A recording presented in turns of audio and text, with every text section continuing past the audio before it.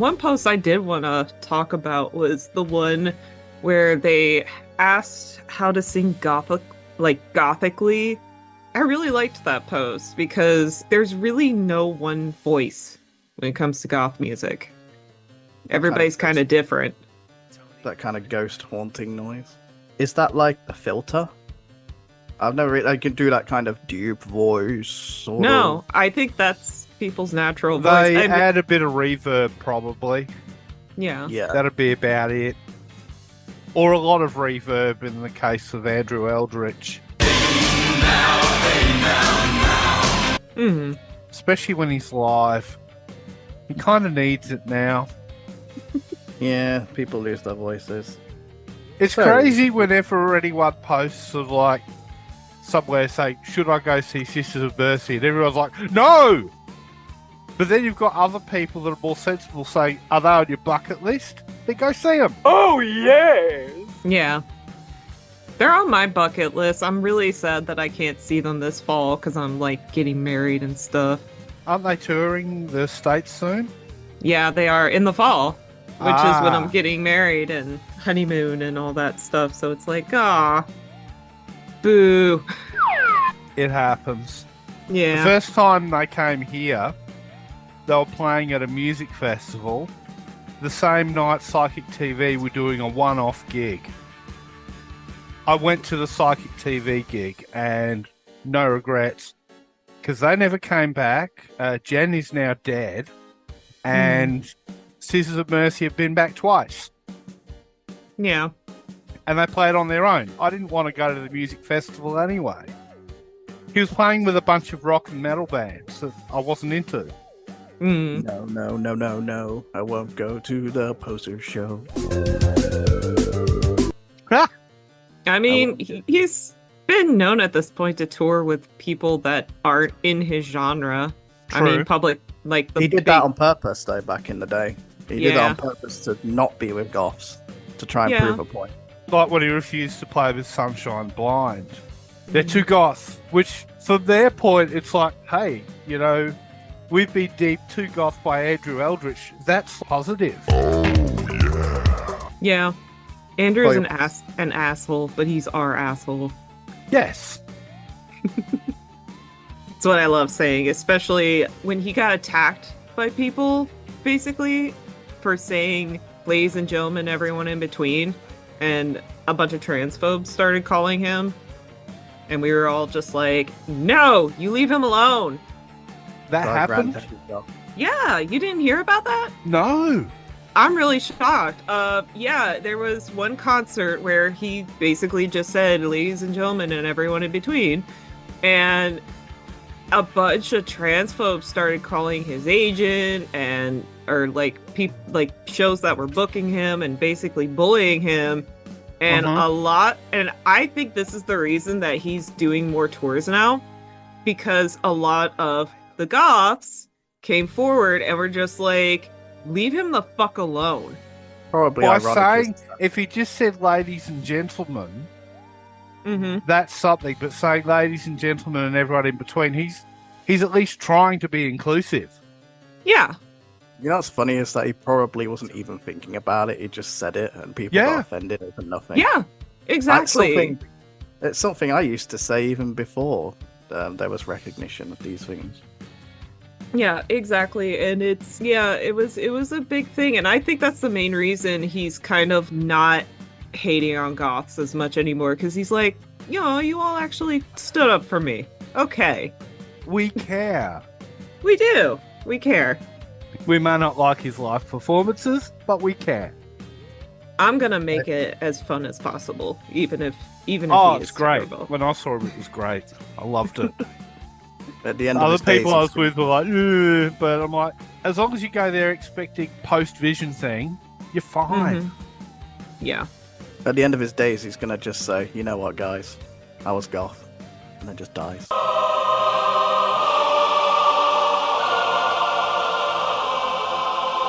It's going to be on its tombstone. Just remember, up in heaven or whatever, there's this great big throne with gargoyles and all that, and God sits on it. He's dressed like Andrew Eldritch, and it's like, oh, I didn't know he's dead. And he's like, no, that's God. He only thinks he's Andrew Eldritch. And then the entire chorus for this corrosion is behind him. Kind of a beautiful idea.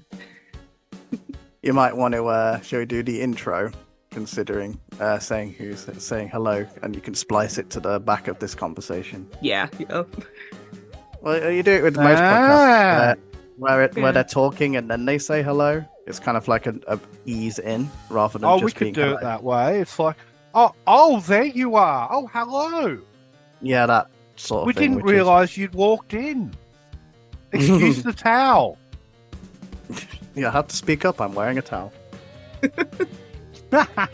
Welcome back, posers. You are here today with me, Feannag, from the House of Wyvern, and we are joined today by... Mystic. Deadly Auntie, DJ Mystic. Your new favorite Deadly Auntie, DJ Mystic. Yeah, not much going on. I'll give it to ATAC.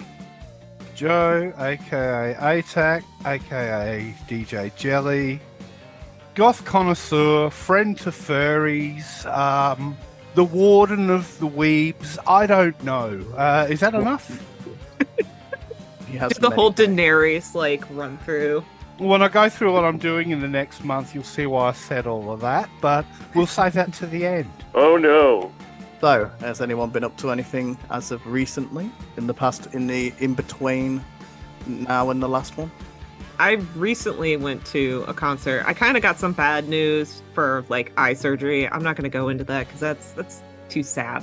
But I did go to see Vision Video, and Then Come Silence was a great show in Kansas City. And yeah, it's the same old. Dusty kind of does his political rants, and Trumper kind of argued with him a little bit, and he was just like, if you want to talk with me after the show, we can discuss things. And this dude just got all harumphed and walked out. Who goes to a Vision Video show with Dusty's reputation and expects him not to be political? I know. He's pretty well known for it now. Yeah, very well known for it. Guy's a veteran. He knows his shit. And how do you go and just decide, oh, I'm going to argue with this guy? This was a person who obviously was not with our crowd either. I don't know if he was just a random barfly that frequents that bar or what, but yeah, he did not. I hate saying people don't belong there, but he definitely looked like somebody who was not there for a goth show.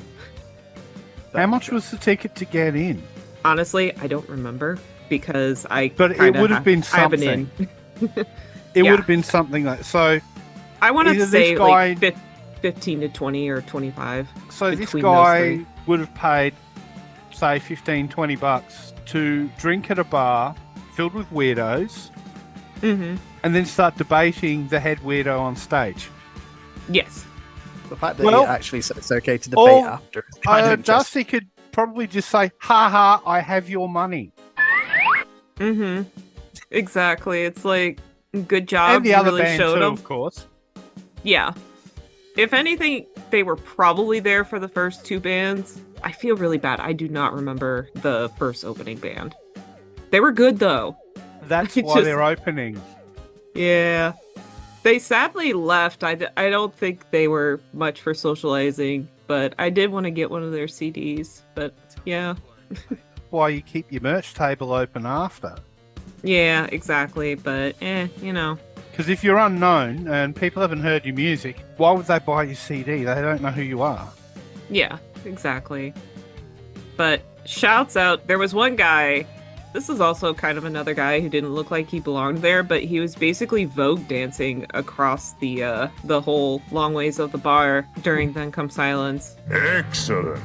I was enjoying it. I was just kind of sitting back. I had my visual aid cane and trying not to trip people with it or trip myself. So just watching him kind of twirl back and forth was just this is fun. By visual aid cane, do you mean you use it to poke tall people that stand in front of you? Yes.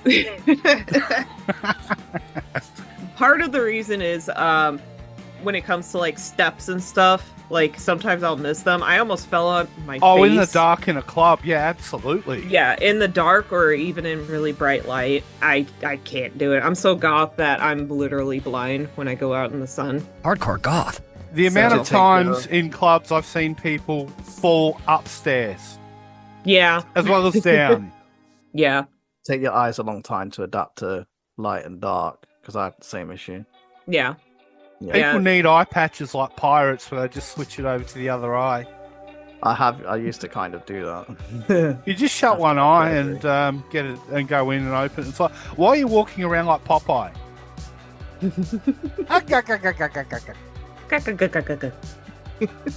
Well, I went to Whitby, and I did it properly this time. Ooh. And I didn't see a single band. What? Because I took two noobs with me who are more metalheads, and they wanted to do all the new stuff, and I didn't really get a chance to do it. So I'm fine. I'm fine with it. I'm fine with it, and it's fine because I've done it all before, and I'm just happy to be there. I'll do it properly another time, and whatnot. And I you got can always engaged. go to Tomorrow's Ghosts, which is all about the bands. Yeah, I know. And I got engaged at the top of the 199 steps on the Friday. So if you saw me around sunset up there looking annoyed because people kept walking by, that was probably me. So you're engaged now? Yeah. Yeah, you shared the photos that you took up there and everything. You could Yeah. post some of those photos for people to see here if you want. Oh, yeah. Those were gorgeous. They were wonderful photos. Oh, that's what I do, night photography. Yeah. So, yeah, I'll put them somewhere on the screen or something. I got it for the memory because, like, so you can actually see that night every time I get it print out. I assume when you say night photography, you're not like the dude in the movie Nightcrawler. No, just sunsets and abandoned street vibe sort of thing. Rainbows and lollipops. I never actually do promote my Instagram for that. What I was going to say, there's something else I was going to say about it.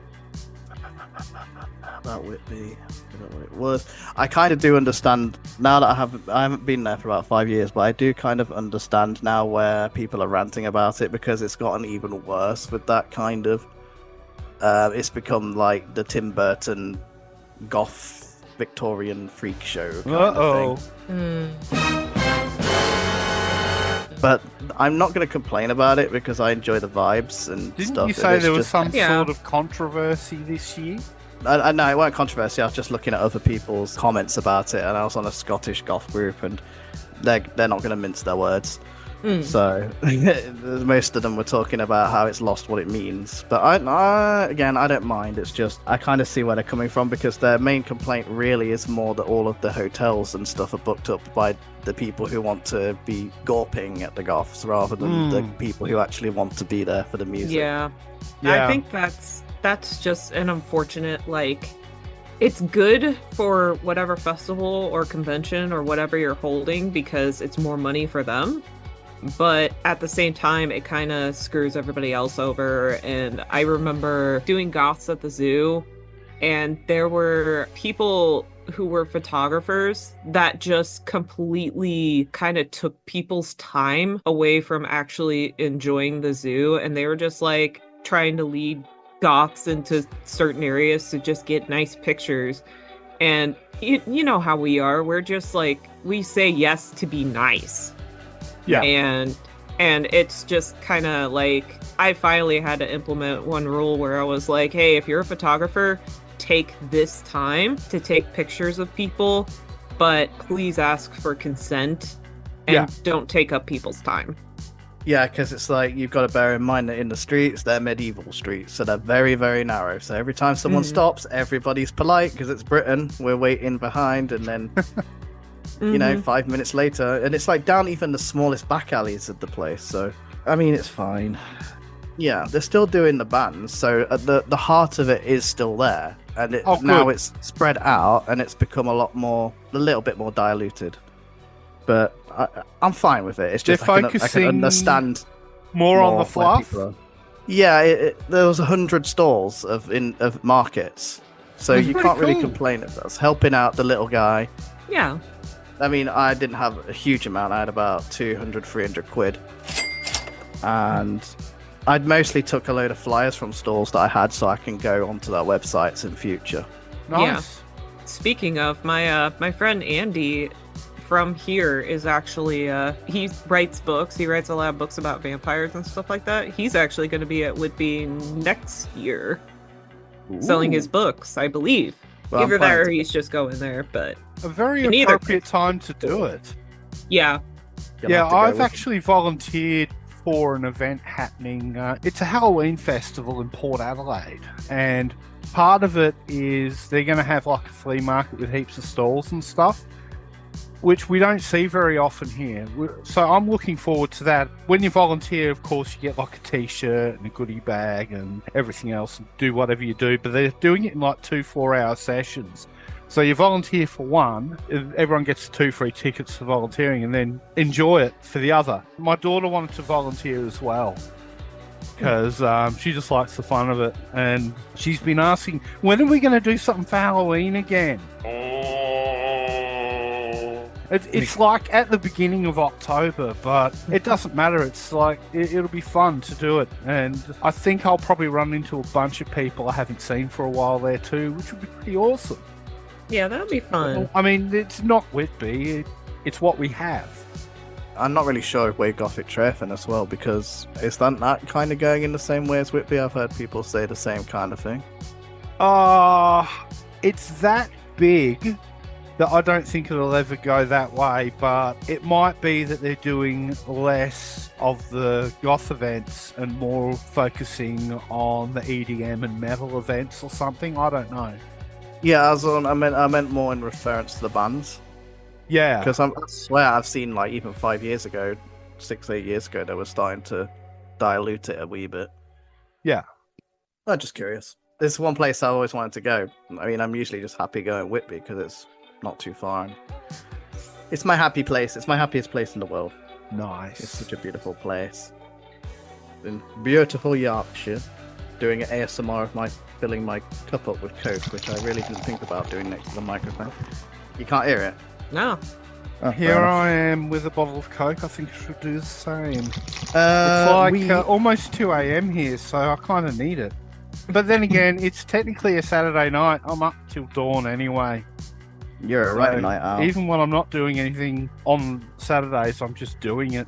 It's just what I've done for most of my life, really. So Yeah. why stop having fun now?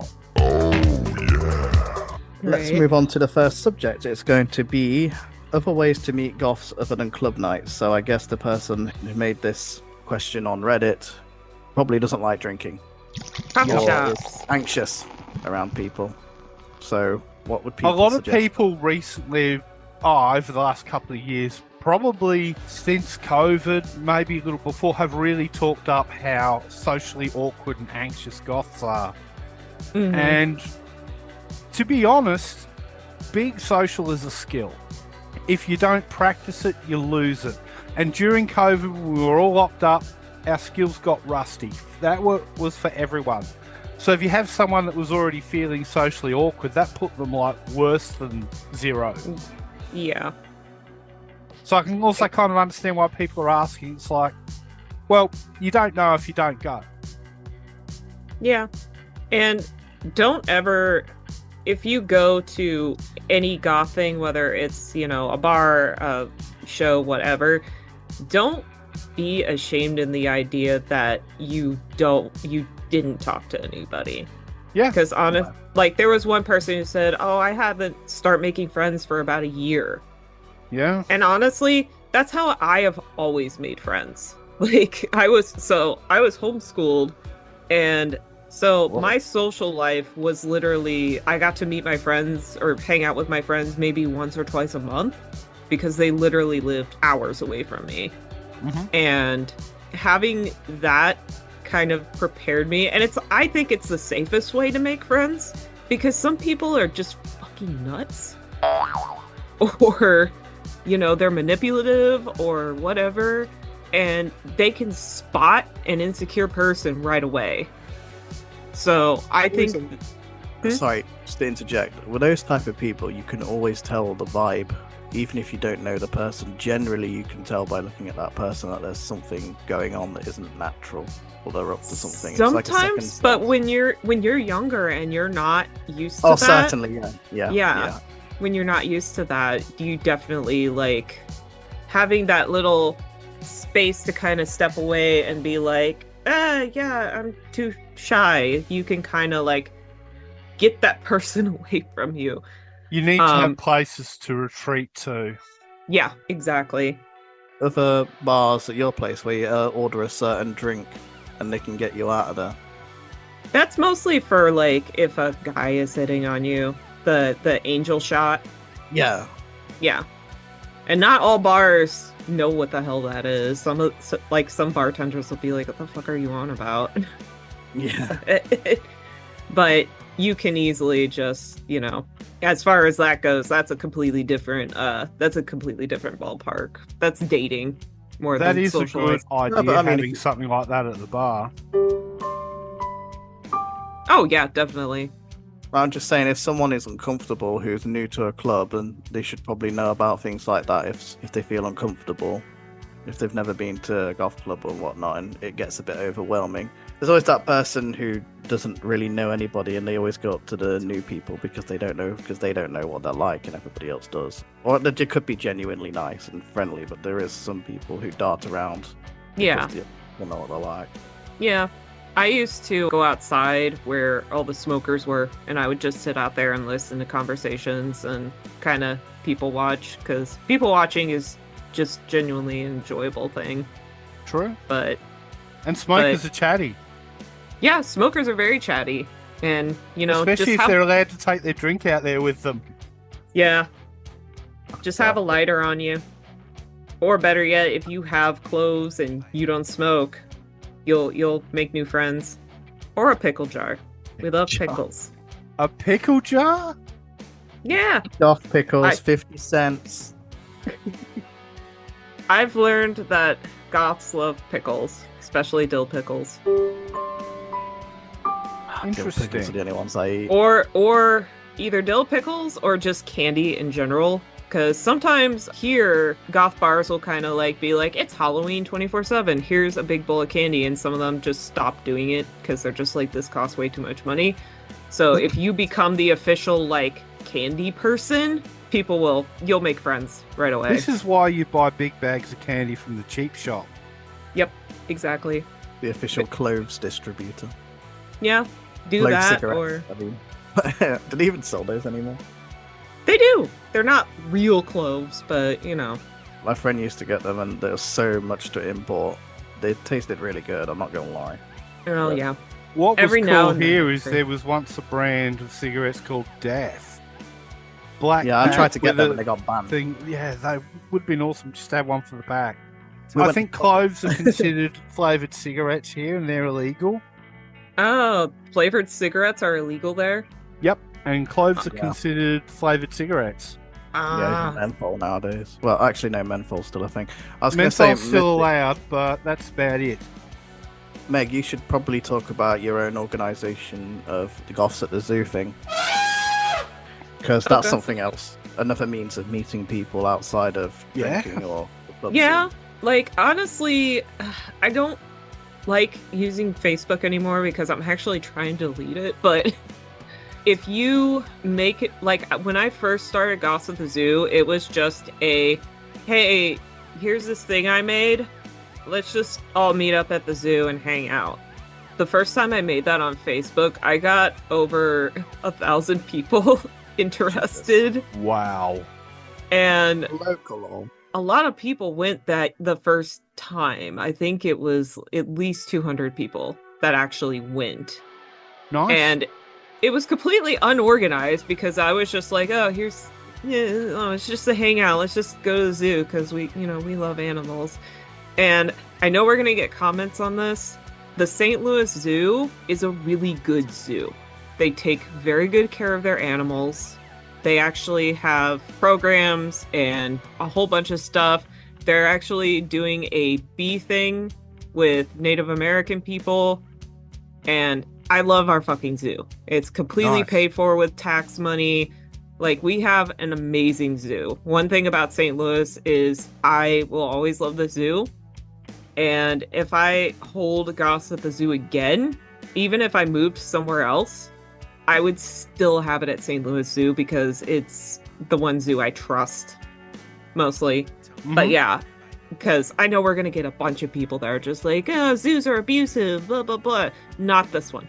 This is completely A different. lot of zoos across the world have to clean up their act, or they will have the protesters on their back.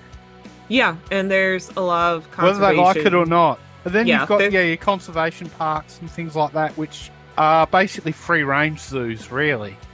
Yeah, and a lot of conservationists that I know personally, they love the St. Louis Zoo. They think it's a fantastic place. So Nice. a lot of them are vegan, strict vegan, vegetarian people. They're down with animals 100%. Yeah, the St. Louis Zoo, fantastic zoo, and it's free. Nice, free. And Bloody it's hell. free. Excellent.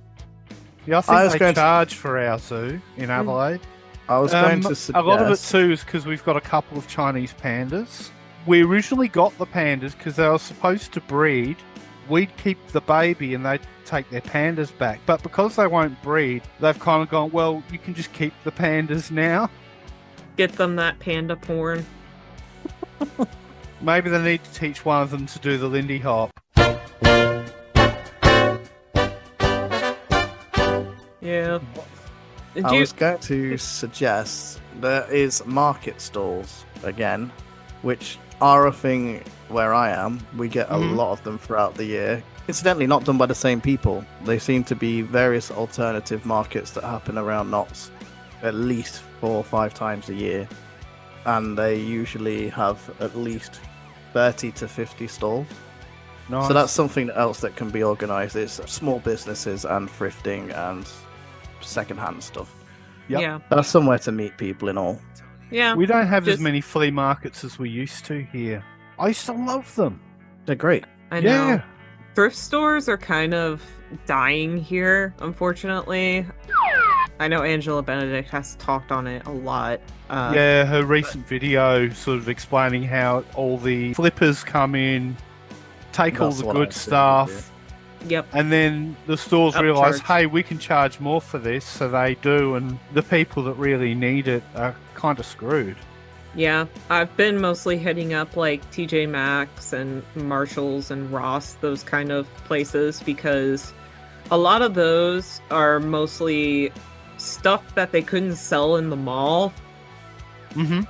So it's like all stuff that's out of style, so they just sell it there, and you could find some cute stuff. But yeah, it really sucks because it means that a lot of people who are bigger or plus size, they kind of have to depend on, you know, stuff like fucking Shein and Romway and Yeah. things like that. Yeah. Yeah. Coffee shops, you know, just have a little meetup there. Yeah. But a lot of people don't like coffee shops either, but you can go for tea or a late brunch. They Late used to brunches are be pretty popular. quite popular here, sort of mid to late 90s. We had one called the Coffee Pot, which a lot of people went to. It wasn't just goths, though. It was a real mix of alternative types, Yeah. which was cool. Some You don't state. tend to see that as much now, though. Yeah, I don't know. A lot of people within our scene just don't like coffee anymore. That's because tea is superior. I mean, you can still have tea. You can have tea at a coffee shop. I think it's probably because now people talk online more. Yeah, that too. More of a technology thing. I just like the vibe of coffee shops, personally. Coffee shops now are expensive. You got like your Pret Mangas and your Starbucks and your. True, but We don't have Starbucks. We chase them out of town. yay, good for you guys. overpriced. It's because our overpriced cafes are already Yeah. good. Mm-hmm. based. Yeah. Yeah, I definitely more independent coffee shops. Don't do Starbucks. Starbucks is gross. Well, my girlfriend loves that stuff because she likes all the different coffees. We also have. Got things like, your Victorian picnics. Most cities across the world have run them at some point. Mm-hmm. You used to have stuff like zombie walks. You still do in some places.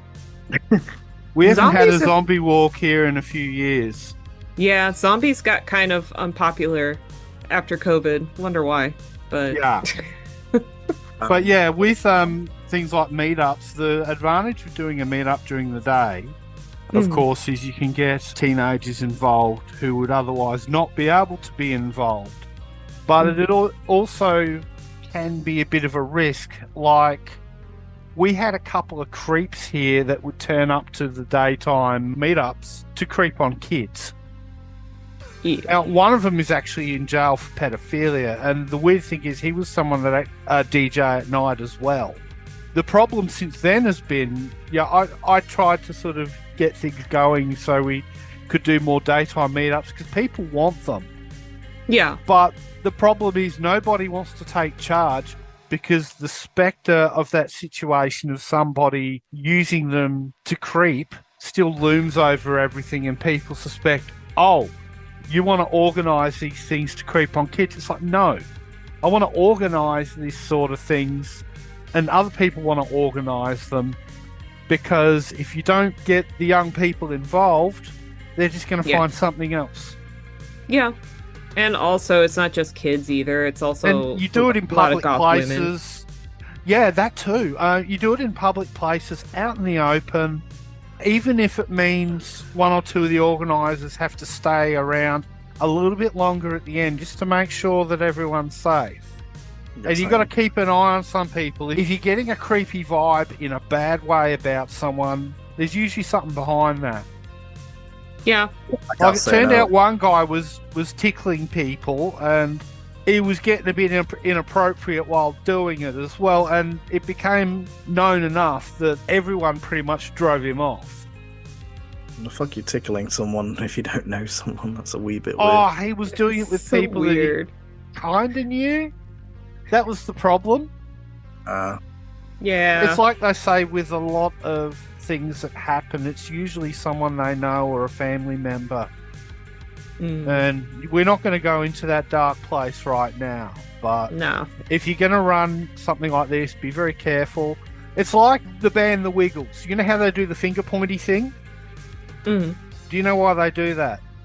One, it's a fun gesture to do with the kids, and the other reason why they do it is so their hands are visible at all times. That's clever. It's a very Disney sounding sort of thing. Wiggles know their shit. They do. And they started out as a rock band. So yeah. Is that the Australian? Is that Australian band that went really viral a few years ago? The Cockroaches. That was the band they were beforehand. They had their own theme park. The Wiggles have had attractions at theme parks, but they've never had a full one. They've kind of become a bit of a legacy band because I think there's only one original Wiggle left. They just replace them with other people and just keep it going. I know they were kind of doing like the Village People. They do the same thing.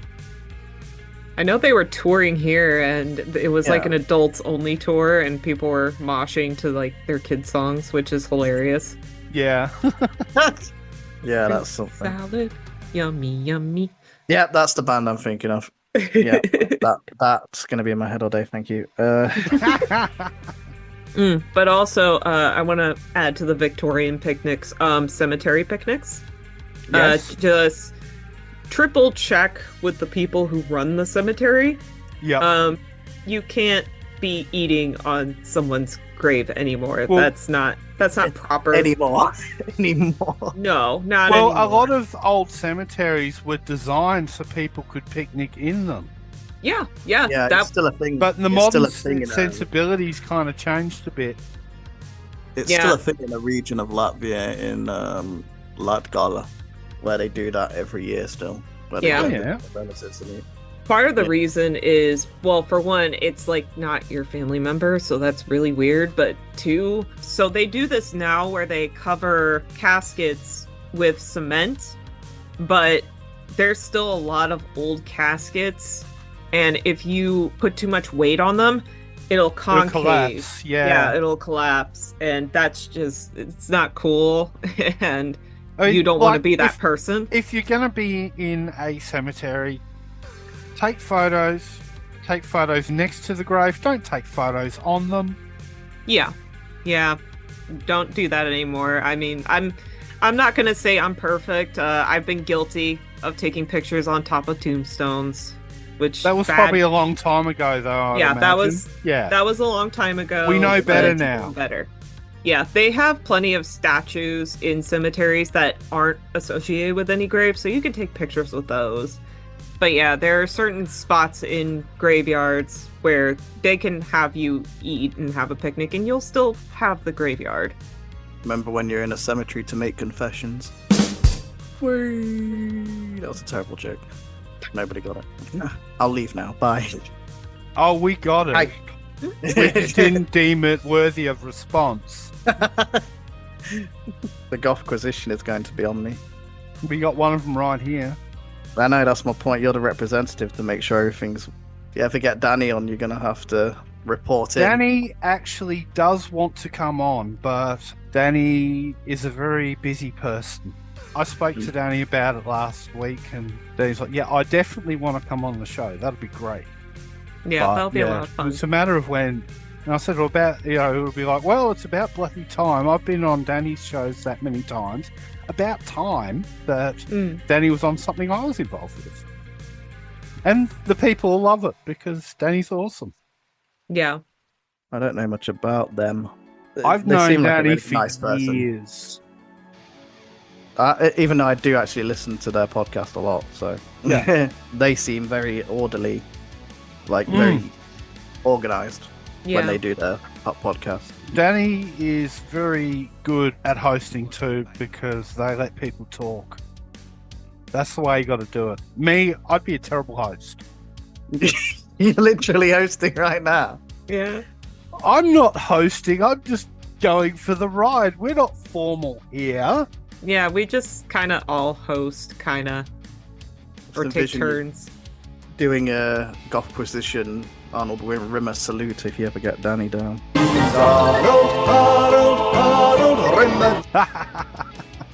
All in order. As you can see, the Goth is correct and in order. This is Esper Machine's heavy modulation from their album Love Apocalypse.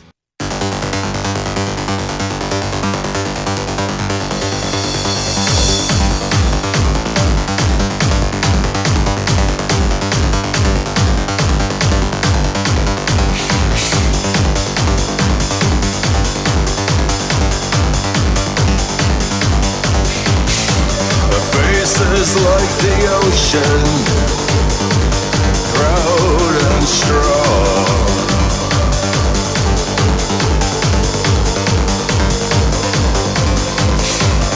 Even on the higher waves, we will always be strong.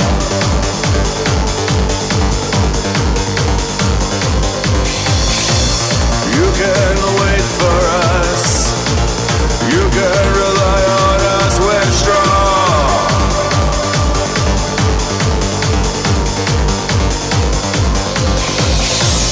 They can take from you. They can't lie to you, they're wrong.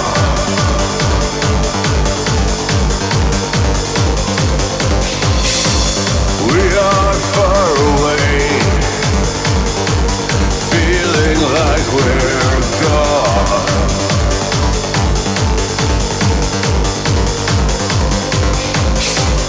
Just for today, we want to hear a song.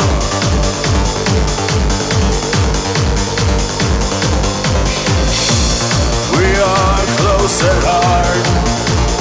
We can feel our hearts, we're strong.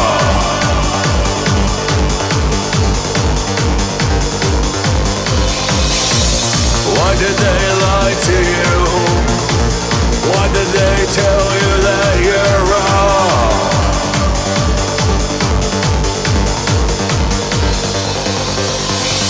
Every modulation. We are turned to stone. Inspire our destination. We are far from home.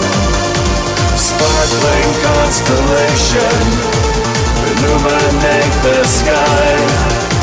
Inside our hearts, inside our dreams, reality defines.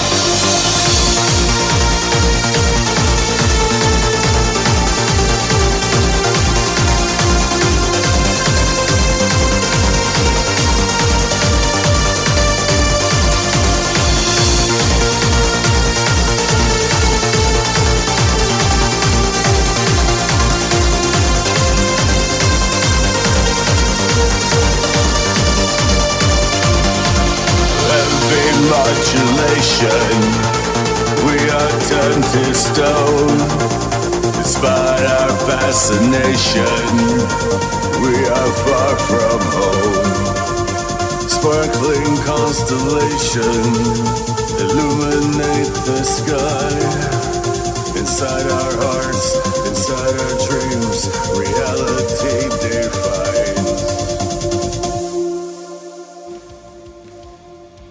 Next, we have Joe. You wanted to bring this one up. What misconceptions about the goth community would you like to see discussed more often? But there's a comment, isn't there, that needs to be read out for this to be a point. Yeah. I've got the comment on screen. Since I'm going to be reading something later, I can read this if you want. You can read this one, yeah. Okay, shall I do it paragraph by paragraph and you can comment?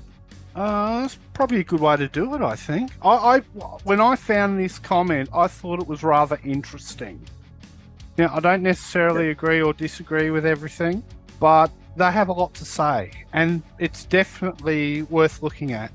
Okay, I'll start. The vast majority of goth I've asked define goth as a choice of clothing and makeup. They also associate it with the feminine. I find it, and have unkind things to say about mass goths, which likely comes from having no exposure to goths outside the sex that most commonly sells. I believe someone else has already commented on aesthetics. Joe. Being against masculine goths, I think I can kind of see where they're coming from with that, because usually when someone thinks masculine goth, they're not thinking of a goth, they're thinking of someone like Peter Steele. Are they? When I think of someone who's more like London After Midnight. This is something I Sean brought up Brennan is before. a masculine goth? Yeah, but that's the point. It's not masculine in the traditional form, but that is what masculine goth in a way is, if that makes sense. I don't know. I think stuff like Andrew Eldritch, Fields of the Nephilim, they're all pretty manly. That's fair, actually. I didn't think of that. Fair. But most of the time, like one of the old memes I made is, when someone says they're looking for a goth man, what they're really looking for is a Peter Murphy or a Peter Steele. Yeah, Mostly Peter Steele. So you've got the masculine, which is the Peter Steele, and the feminine, which is the Peter Murphy. Yeah, I think a lot of people are also confused in whether they're looking for masculinity or are they looking for toxic masculinity. Yeah, that is a good Peter point. Steele is Whether they toxic. want the mainstream stereotype Mhm. or if they actually want alternatives. What would be a toxic form of goth masculinity? In my personal opinion, from what I've seen, it definitely is someone like Peter Steele. Yes. Okay. Like just somebody who acts like they care about women, but in reality they kind of don't. And Peter Steele has his own backlog of fucking problematic shit that he said, including Yeah. pro-fascist bullshit. Some homophobia in there too. Yeah, homophobia, stuff like that. Yeah. So I like to call people like that bro-dustrial people. Oh god, yes. Bro-dustrial has a Beautiful. pretty big problem. And granted, like industrial and goth are the same things, but they collide a lot. Yeah. And there's a lot of bro-dustrial men that come in and they think, oh, if I smudge some eyeliner on my eyelids, then women will want me. Oh, okay. If you took away like everything about his personality, just the buff goth, the taunt goth who's muscular, would that still be seen as goth? I mean, it all really depends on their personality and Yeah. how they are as a person. Like, you can come in looking like a blue-collar Joe Schmo with overalls on. Which is pretty And- much industrial. Yeah. And, you know, if you're coming in with the purpose of, I just want to listen to the music and have fun and make friends, and you're not coming in with the intention of, I want to pick up chicks. Yeah. Like, Yeah. you know, my fiance could touch on this a lot, but there's a difference with this is a whole conversation on like toxic masculinity as a whole, but men especially just need to do the work, not just therapy, but also like looking into themselves and healing and, you know, I trying to think realize things are slowly getting better, but progress is very slow. Oh, yeah, definitely. People are becoming more aware. And when it comes to other men, I can go on and on about toxic masculinity, and a lot of men won't listen to me because it's toxic They'll only masculinity. listen to another man. Yeah, And yeah, even they're going to then, listen to another man. They And they won't get listen mad. a lot. Yeah, they'll get mad. Yeah, they get mad because it's like, oh, here's my dude, my bro, who's not on my side. What the fuck? It's like, I don't know, a gender traitor would be kind of Yeah, what that's they what might they're be thinking. thinking. Yeah, That's such a bro attitude, though, if you're going to that point. yeah. But I was going to say, if you're going to be saying, this person is talking about what is defined as masculinity within goth in the subculture. So what would be the ideal masculine goth, so to speak? That's why I said someone like the dude from London After Midnight, because I'd say the masculine goth man generally leans towards the feminine. But if you even think about Andrew Eldritch, he was, back in the day, is quite a pretty boy, kind of in a way. Yeah. So in a way, that's still leaning towards the feminine. In goth in general, most men are clean shaven. Yeah. Yeah. It's only the Clean beard's shaven. really starting to creep in the last 10, 20 years as we've had Wait. more metalheads come on board. Oi, don't call me out like that. It's just something I've noticed. It's more of a pagan thing for me, but Oh, yeah. there you go. Yeah. Defined jawline, but it's also like, it just depends on what, like, I hate going by looks. Yeah. I know, but for goth, you kind of, we're talking about goth in itself, and goth doesn't I mean, really if have we're a going to talk personality. fashion In styles, this- we're talking subculture. obviously you've got Yeah. things like your more industrial type of looks, your sort of macho punk looks, to some degree, You got maybe the- toned down death rocker, not kind of going to the point of Johnny Slut, but more on the punk side where it's a little more minimal. And of course you've got the Victorian and Edwardian outfits, but even they have a bit of dandy to them. Yeah, that's my point. There's a joke in The Mighty Boosh where it says they're all dressing goth to pick up girls, ironically. Not ironically, but, we just spoke about. And Vince turns to, I forgot the one's name, and he goes, goths don't have mustaches. It's like, if you think about it, Yeah, it's true. they're Unless normies. unless you can pull off a pencil thin mustache like Oh. Gomez, Yeah. Good point. that is the only one, and not a lot of guys can do that. Most No. people that do that draw them on. Yeah. And most people I've seen do that have actually been ladies going for a more androgynous look or or a straight out cross dress, I noticed on ladies. or someone who's trans. I notice if girls are doing drag, I don't know if that's the right term, king? Drag Yeah, king. drag yes. king. Drag king? They tend to always have the mustache in a way, a little mustache, when they're doing it in a gothic style. I Yeah, always no. do a goatee because I look good in a goatee. I've seen. Okay, I'm going to carry on now because we're going on a bit of a tangent. Where did I get to? I believe someone else has already commented on aesthetics. Okay, that's where I left off. My take is a bit different from the way you look doesn't matter party line. I've always found aesthetics meaningful, and I think that gets discounted here, specifically because this stereotype and its impact on the modern internet. Posing for the camera is one thing, but a willingness to openly associate with the scene is something that has historically carried a price of its own. Whether it's negative attention and violence growing up or otherness, it often imparts as an adult. So I'm not really sure how to take that one apart. I You have any think idea? they're kind of referring to how the emphasis nowadays is more on the music over the style. Whereas years ago, you had to be the complete package. Mm. But at the same time, the music was nowhere near as well defined as it is now. Hmm. So in a way, it's kind of swung to a direction where it's like music important, style not. Whereas before they had more of an even footing.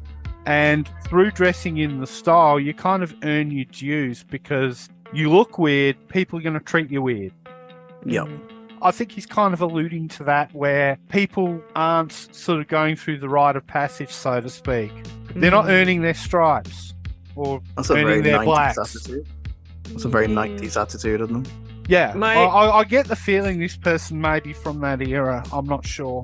There's no real timing that they say within the context of their No. comments. So No. to say.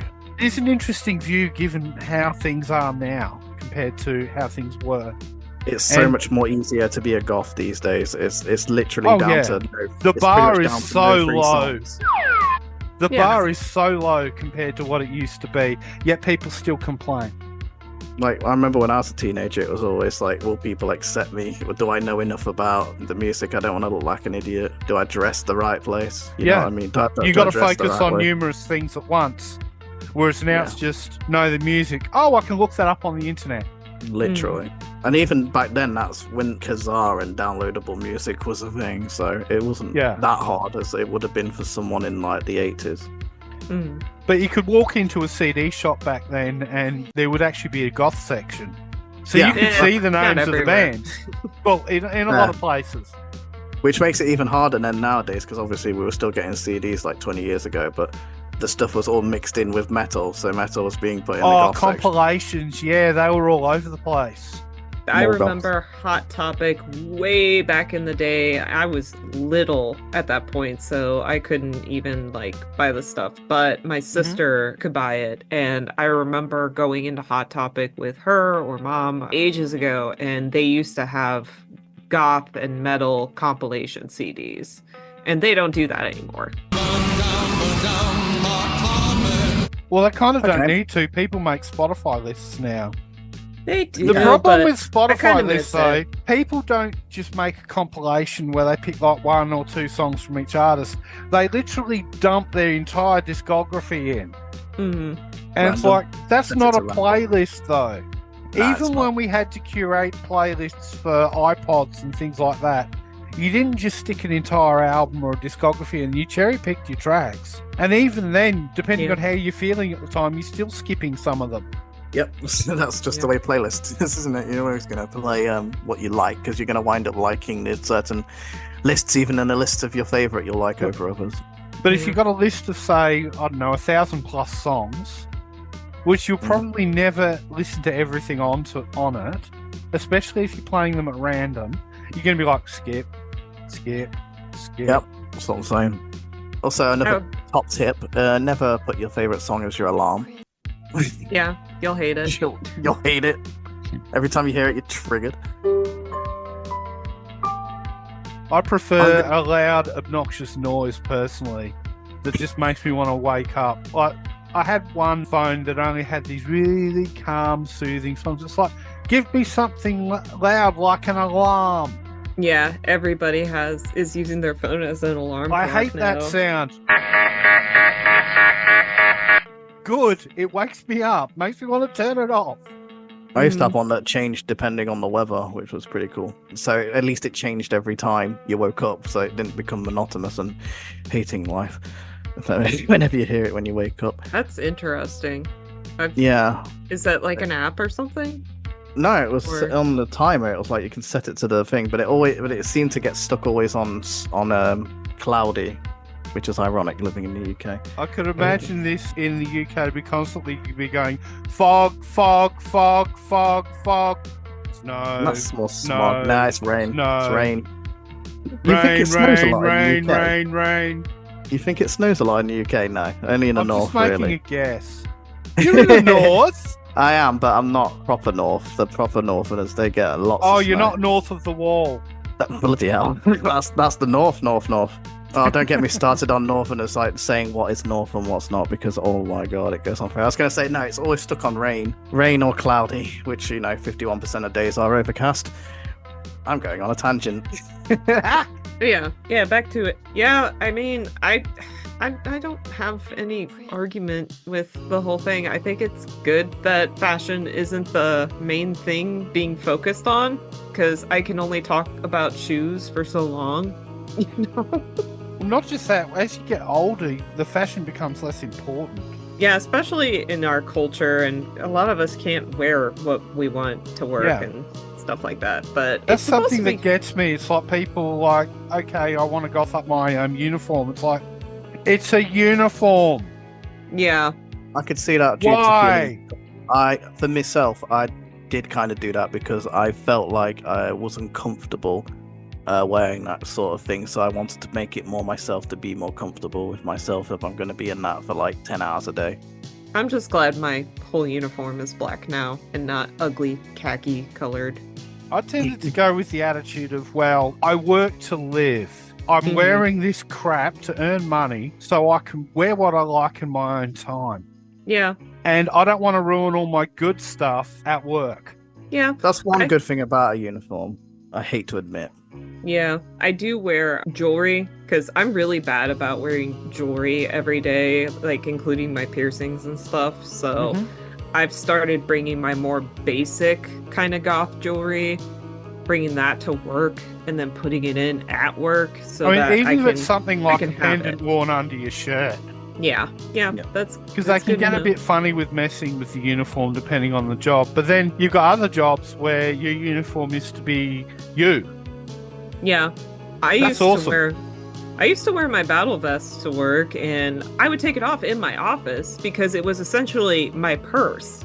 I had my wallet, I had my phone in it, and oh, nice. As long as it's not like offensive, you should be able to do that. Just put it on your chair like a coat afterwards. It's a wearable purse. Yeah, exactly. That's why I love battle vests.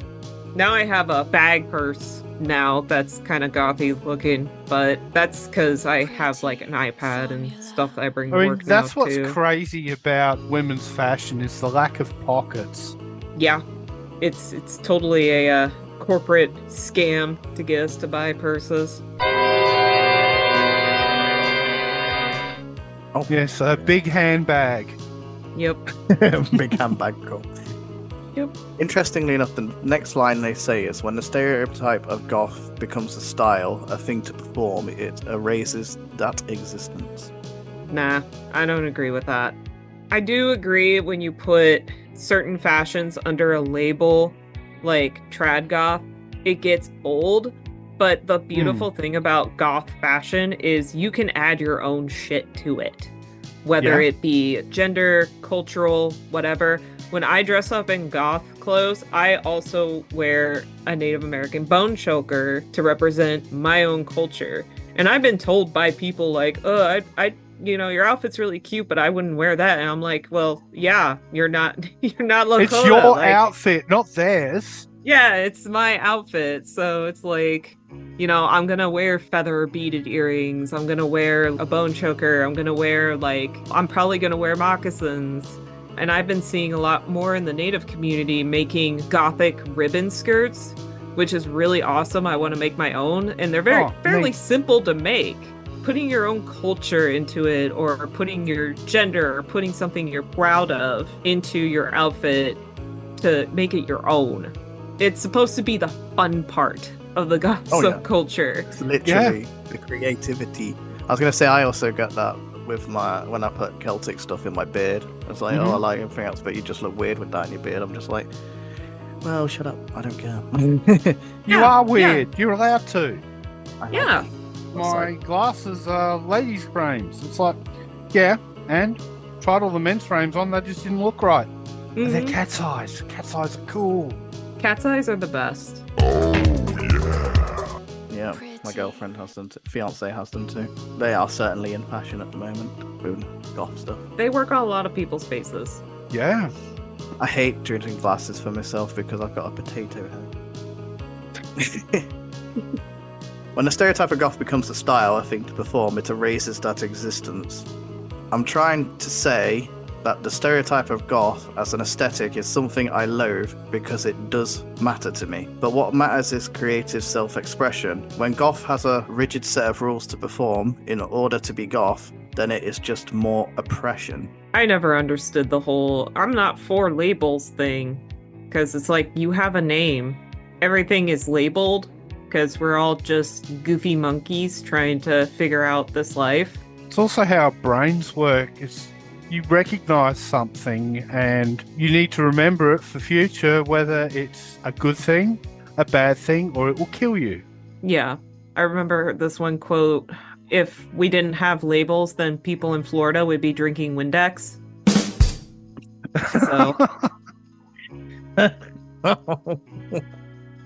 So yeah, they're kind of important. Yeah, but people still drink turpentine. Fuck you, I'm drunk. True, but we're not going to go into that. But yeah. Doesn't that kind of come down to what people get wrong about goth, is that the outsiders will always say, you want to be different, but why do you dress the same as all the others? But the thing is, we don't. To them, No. we do. Like I mentioned. But yeah, we could tell. It's like if somebody, say, watched, I don't know, a bunch of football teams. Oh, they're all football players. They don't know what teams they all play for and that they're different. As far as they're concerned, they're just football players. Yep, it's just sports ball to a lot of us. Yeah. It doesn't really make sense. I'm not sure if I'm reading this person correctly, but they're saying, like, it feels oppressive to be a type of goth. But if we're saying a type of goth, then we're going back to that joke list of goth types. They're just making... Well, a lot of people do take that stuff seriously now. That's the problem. Yeah, they think it's like... They take it like it's some deep, weird government conspiracy, and it's like, no, dude. It's really not that deep. Get out of the kiddie pool. It's like metal genres. It's like they exist for the point of talking, nothing more. Yeah. Or It if you're makes searching sense. for specific music. Yeah, it's to have a conversation. And I don't know why they'd feel so oppressed. It's like, oh, I have to be trad goth today. I have to be death rocker if I'm going to this event. But there are have some to. people that, think that they have to pick one or two and never change again. Whereas you look at people back sort of years ago, it's like, oh, I'm going to this, so I'm going to dress in this style. Oh, I feel like dressing in this style. And then you'll mix and match between all of them. yeah. Whereas people nowadays, it's like, I have to pick a uniform and wear it. Yeah, there is one stipulation I think they might be going off of, which is there are certain goth events that will have kind of a dress code, and the dress code is wear all black. Yeah, that's literally That's no it. trainers, no sports gear. Yeah, That's what- exactly. But Which, it used to be standard in nightclubs in general, no jeans are allowed. yeah, There's some that are still like that, depending on how upmarket they are. I mean, you've probably still got restaurants that require you to wear a dinner jacket. yeah, there are, and it's not meant to like oppress you or anything. It's meant to keep people who would otherwise do harm out. Like, I get it. I don't personally like doing it because I feel like there are a lot of people who just never think, oh, I've got black stuff to wear, or they're just coming off from work and they just want to like go in and have a beer or something. I don't judge from that. What we do sometimes is if somebody has made something, like we have a little DIY discount, which if you made something and you show the door person, then they get like $1 off their ticket. That's fucking cool. Yeah, that was a fantastic idea. And we've been rolling with it, and people come in, they're just like, oh, check out my... And that also leads to conversation at the door, where it's like, check out my thing I made. You could even take that one Nice. further and get photos of it. So then it would encourage others on the, like, say, the Facebook event page. It would show that the people going there actually listen to the music that's being advertised. Did I just do a segue? Kind of. Angela Benedict's recent video, TikTok. Oh dear. The whole music thing is a common conversation. It's like when people refer to goth genres, it's not saying, no, the other music isn't part of the goth subculture. Mm-hmm. If it's played in a club or whatever, it's not saying it's not. It's just saying You've got stuff that is on genre and stuff that isn't. Yeah. Aside from that, who cares? So You know, while we like, people take offence. It's like, but I'm supposed to be making goth music. It's like, you're making music that's relevant to the subculture. Isn't that enough? Mm-hmm. So what are we taking from this comment? Is it more like a jaded view of what goth is or misunderstanding? I Because think the they person- don't like the like- whole fashion goth thing, but at the same Right. time, they kind of wish that the fashion meant something. Like, it used to be that if you saw someone who dressed the part, they were a goth. You Yeah. could tell.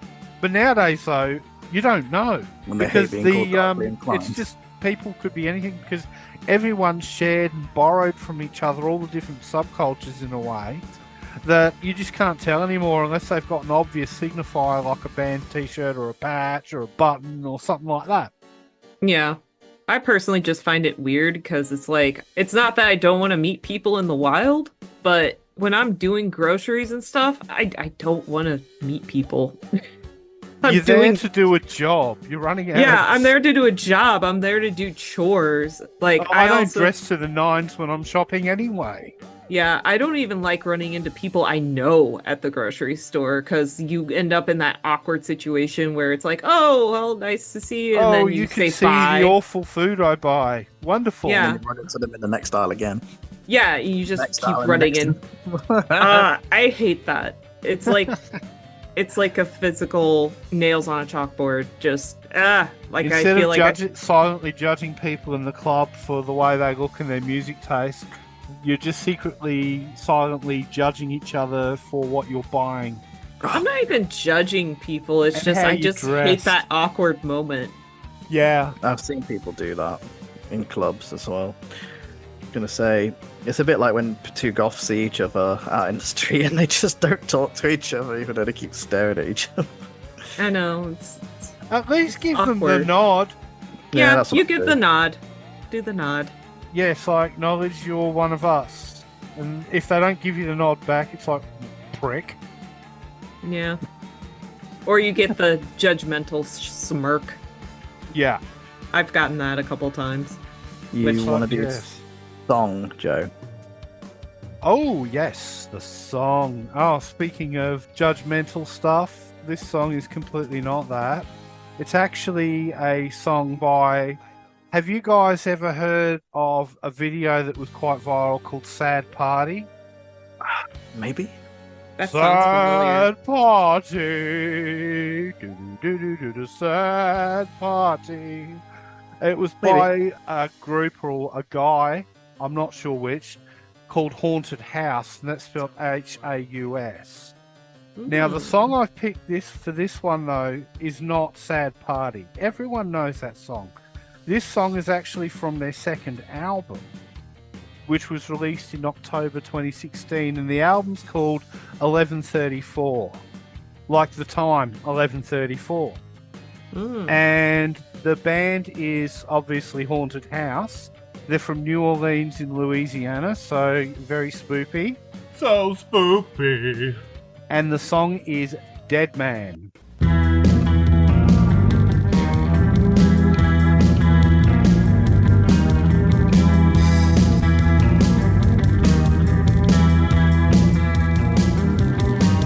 This house is stolen, it's molded now. It's ours, the old man molded when he died. People cried now. We just live here inside. We stole this house from a dead man, a dead man. We stole this house from a dead man, a dead man.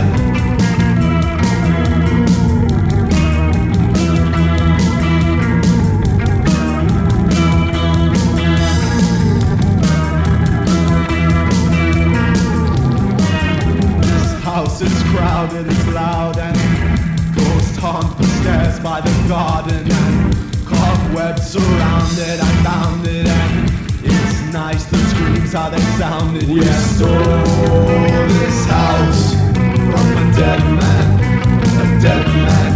We stole this house from a dead man, dead man, dead man, dead man.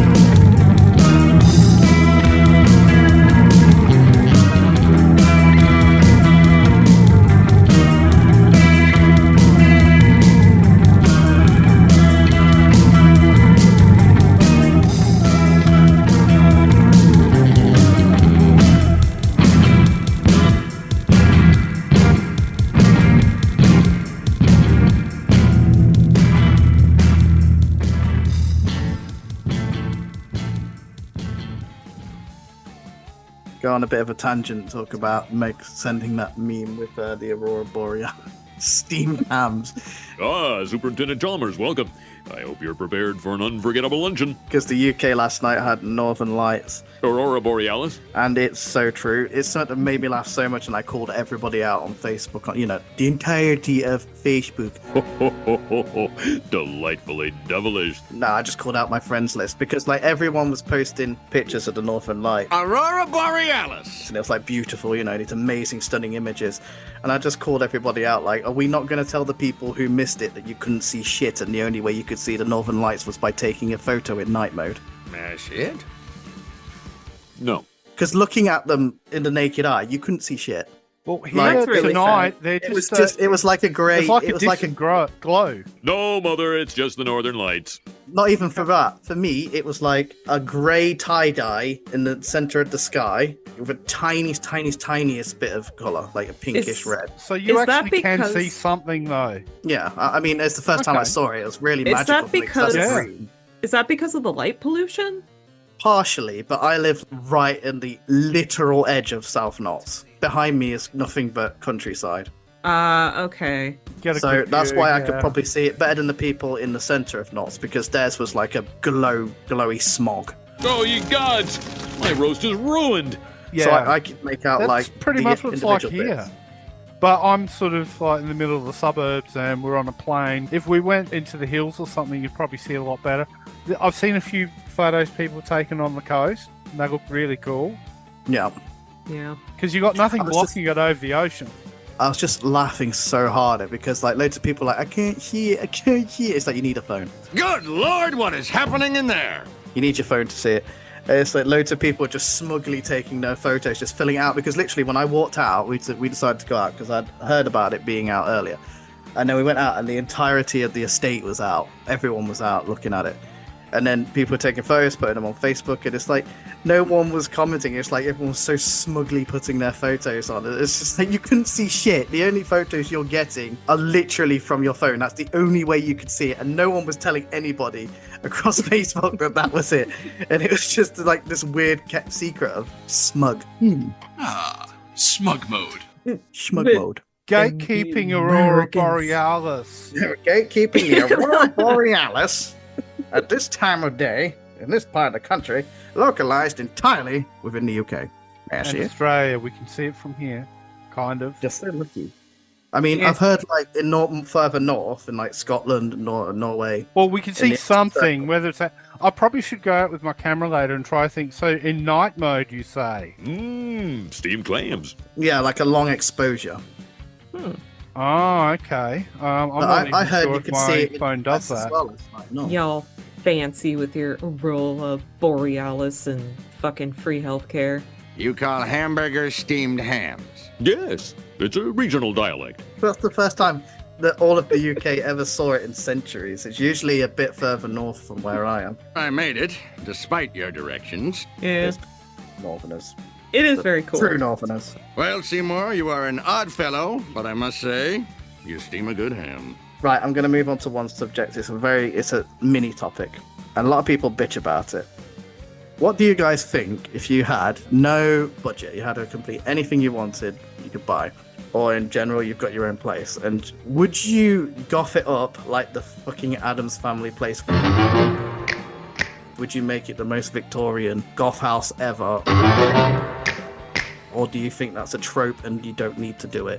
Or is it more become a kill star sort of thing? Whereas, I'm going to say my opinion very quickly and just say I love that aesthetic and that's my dream aesthetic. But what do you guys think? You mean paint the walls pink like they did on the show? No. I mean like the stereotypical goth house with damask wallpapers and Victorian And you aesthetic. paint the outside of the house completely black and... I won't go that far, but I meant more the older Yeah. aesthetic. Painting the outside of your house black is a bad Too idea. much. Everybody. That's Don't do that. every time a bird craps on it, you're just gonna see it. Yeah. If there are birds on your roof is gonna end up like splotchy and white.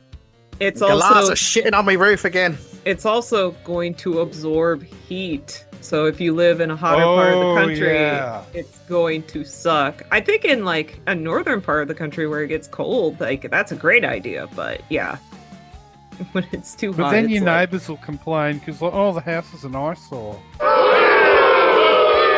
Yeah, Probably. that does happen here. I mean, in a homeowners association in the US, good luck. But that can happen here. I would rather live in the middle of nowhere than ever have to deal with an HOA. Thankfully, I don't have to deal with that. I mostly have to deal with like the city, and if my grass gets too overgrown, they're like, "Hey, you're gonna get a fine if you don't mow this." And it's like, okay, Even really? yeah, we Yeah, get they do that here too. Yeah, it's More just with- mostly a warning. It's more with people that own vacant blocks though, because you very got to dirt mow. tread, You have to mow it, I think, twice a year here.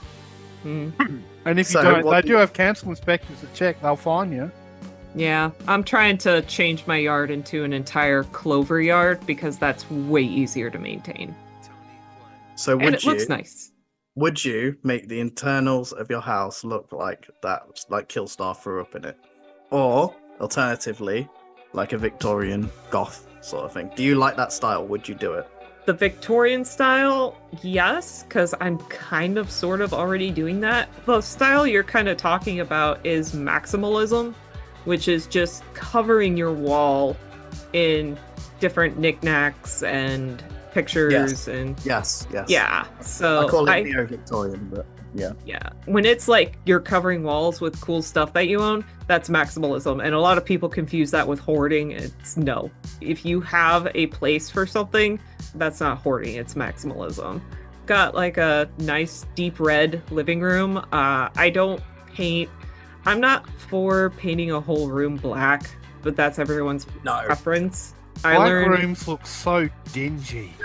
they make it look a lot smaller. Yeah.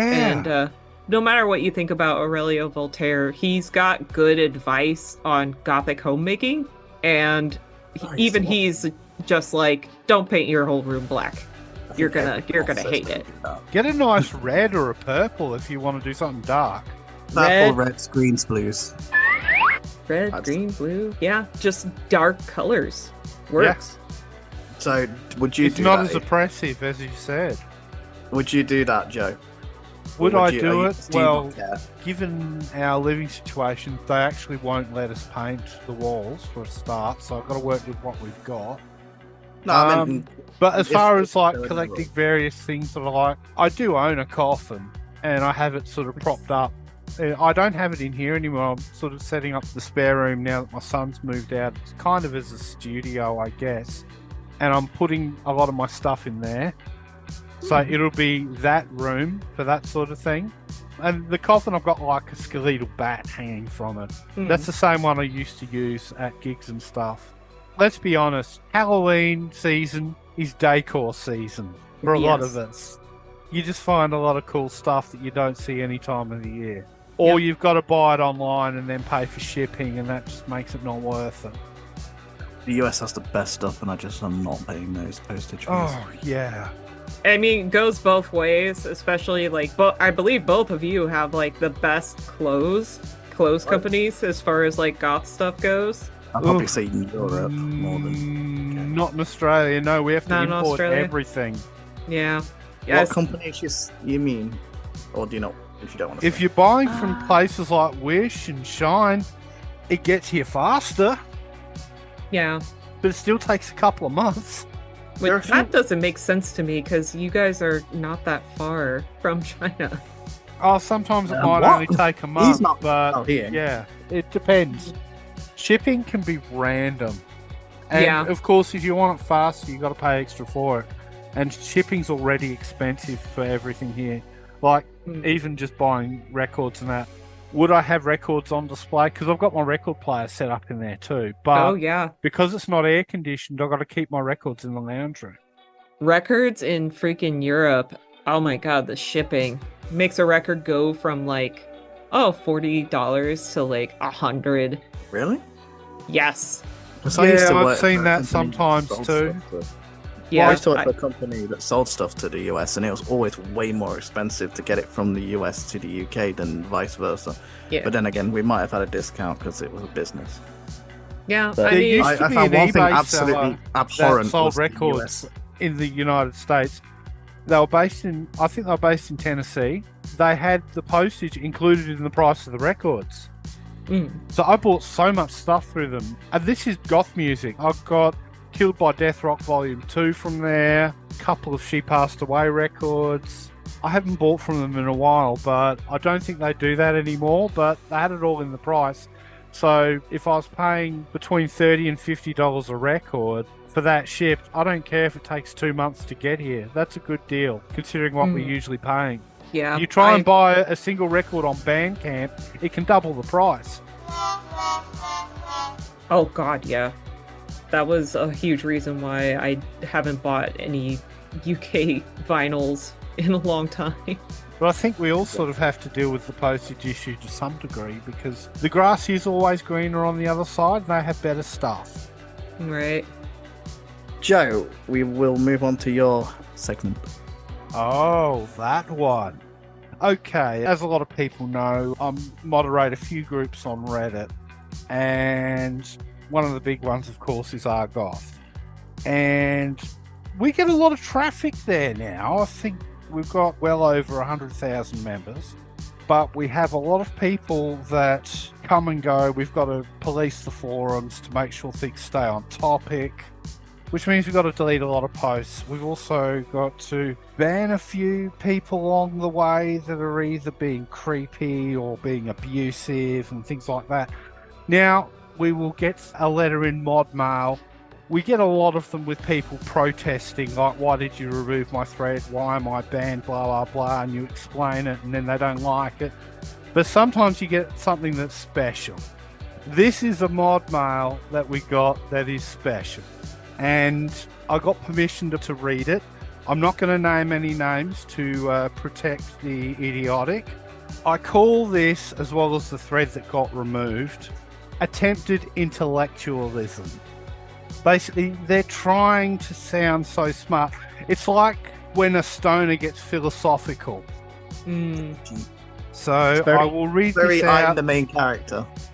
Yes. Yeah, pseudo-intellectual. Now, this is almost written... They come off like a cartoony villain. I'll let the story do it, and I will try and put on a voice that will reflect the cartoonish villainy. Please put some music behind this. I see one of you went on a cute little power trip on my thread a few hours ago in this subreddit, despite it having an existing conversation with another mod. Moderator name redacted. Is that you? Has the little bit of power this online forum afford you gotten to your head? Let it be known that I can hold a grudge like very few people.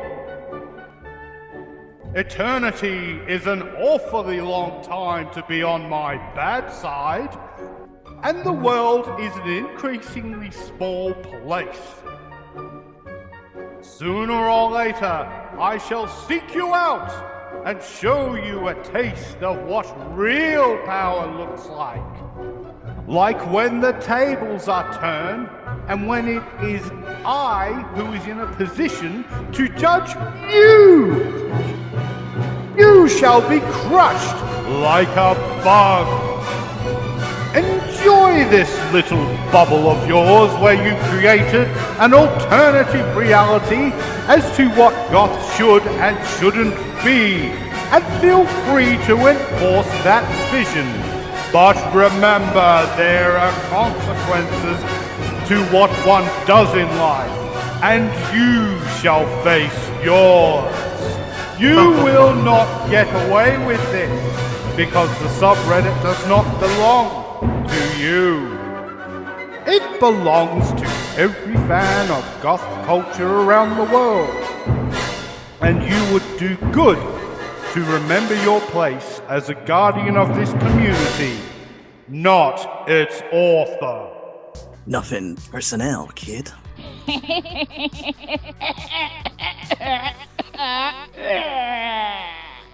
Oh my god. Is that a Disney goth? A what? A Disney goth. Oh, Disney Goth. Disney Goth. What, You've like a never heard of villain? that? No. It's just like, so that's what we call the goths that are really obsessed with like Disneyland and Disney World, and they wear all black and they are obsessed with Nightmare Before Christmas and stuff. Oh, okay. I've It's never Disney heard of them referred to as that, but He sounds like an angry anime kid. yeah, a cartoon villain. I have the power I of God expect- and anime on my God side. and Oh god. It's like the Dr. Robotnik of goth philosophers. But remember, there are consequences to those who do so in life. Promotion? What for? Promotion. I shall have to give myself a promotion. Oh my god. I no. hate that hedgehog! It's interesting how they seem to think that it's like it belongs to every band of goth culture around the world. Yes, it does. It's just you just don't know what you're And they talking think about. that we owe them a platform. Mhm. What were they originally banned for? Did they post Well, something? they didn't ban anything. It's just their thread got removed because Removed, sorry. it was kind of off topic and it was getting out of hand. So usually, even if a thread's on topic, if the comments start to get a bit silly, it's like, yeah, this is too much work for us. We're just going to lock it down. Yeah, there's a Discord for that. And Go what to it the was, Discord. it was a thread talking about the links between Nitsky and Goth. But I find it really funny how they say that they can eternally hold a grudge, but given that the thread was about Nitsky, there is no eternity. There is only the void. Wait, What it was the about hell? Nietzsche. It was about Nietzsche. Yeah, I'm pronouncing it wrong. What a weird thing to bring up in goth. I get the whole nihilism thing, and that there are some that sort of think they're your typical sort of goth philosophy type people. You know, goth philosophy, goth is a feeling. I mean, I don't know, what's an emotion? The goth isn't an emotion. I mean, oh, today I feel goth. Ooh. I was born goth. Oh, I hate people. So I don't hate them, but I just hear it. It's like, I've been a goth since I was a kid. It's like, no, not really. I mean, you had listened to what your parents did. I'm guilty of using that term, but yeah, it was when I was young. But I like to use the, so you know how there's a lot of people who claim to be like, you know, they have their great-great-grandmother was a Cherokee princess. I like to say my great-great-grandmother's aunt was a goth princess. What, Princess of Gothenburg? Yeah. Fun fact, this kind of just popped into my head. So you know the old vampire contest that they had in LA? I think it was in LA or Hawaii. And there's like a picture of the guy from the Munsters? Or no, not the Munsters, Dark Shadows. He judged it.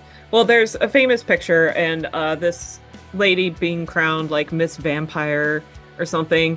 So the original winner of that contest was Sasheen Littlefeather, who was the woman who went to the Oscars and spoke for Marlon Brando on Wounded Knee. So yeah, a little bit of not necessarily goth, but kind of neat Native American and dark subculture in America history. Since we're on the topic of vampires, maybe we should segue into Dean's song. Okay. Yep. I have. God, I've lost it now. It's like one of my favorite tracks as well. It is. Don't okay. make me introduce it for you. No, I'll do it. Don't worry. So, when I first got into goth, this is one of the first songs I heard, and it's one of my favorites of all time. It's also featured in the Vampire the Masquerade video game, the original one, I believe, and it's Paralyzed Age Bloodsucker.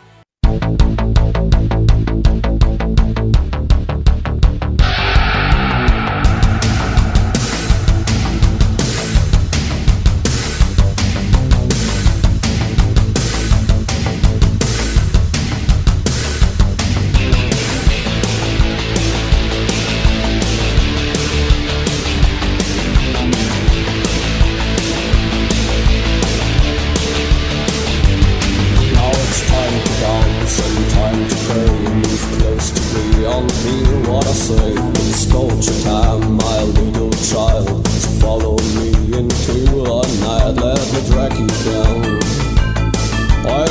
kiss your neck.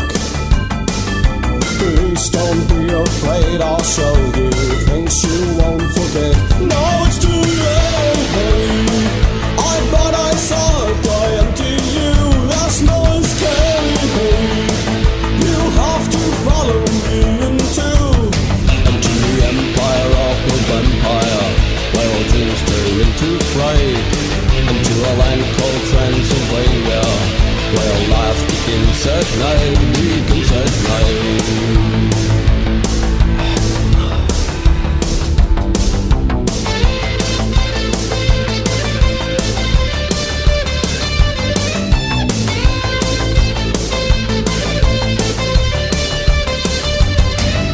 A flood of blood is rushing over. The dead are on their way to nowhere. You try to hide, you try to run, but this nightmare now has just begun. Let me drag you down, let me kiss your neck.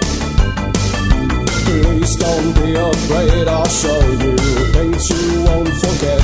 Now it's too late. I thought I saw a guy empty you. There's no escape. You have to follow me into the empire of the vampire, where all dreams turn into fright. Into a land called Transylvania, where life begins at night, begins at night.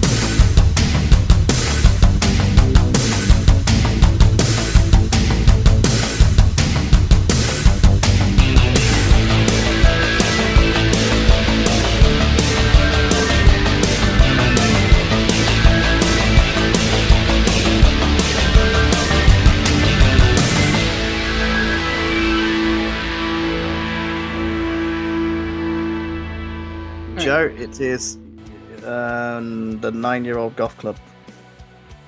Yes, since we. Oh, you want to do the hunger?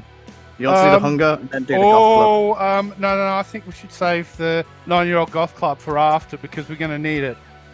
That's what I'm thinking. Now everyone listening thinking, 9-year-old Goth Club, what the hell? Weird. Oh, you will soon hear. Now, the hunger. Oh. Megan, you haven't watched it yet, have you? No, I haven't. I'm sorry. I'm bad. No, this is good. It means you get a natural reaction. Ooh, I watched it all last night. And, do we have enough? Do we have enough time? It says time left. 2 minutes. Oh yeah. Okay. Well, we'll end it here, and then we'll start with the hunger. Oh, prepare yourself. Oh, it's amazing. I've known about this thing for years. So, shall I introduce it? Yeah, you're the Okay, we have a special bonus song this time around, and yes, it's a very interesting one. But it's not the sort of song that you can listen to. You've got to listen to it and watch the video for it to be good.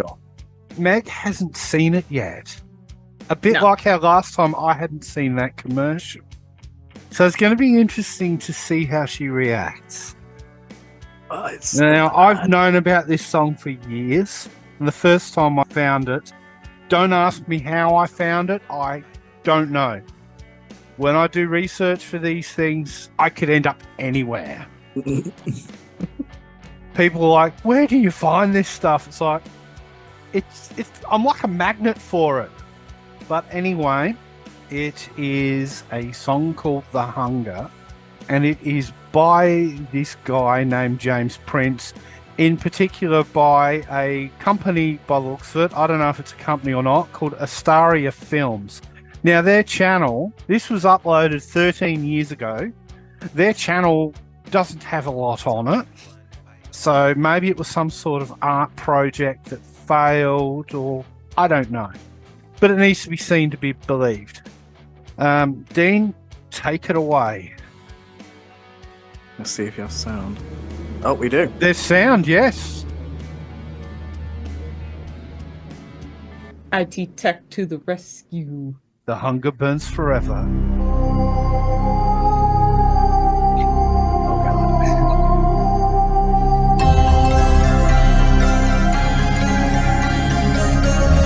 We'd love for a green screen.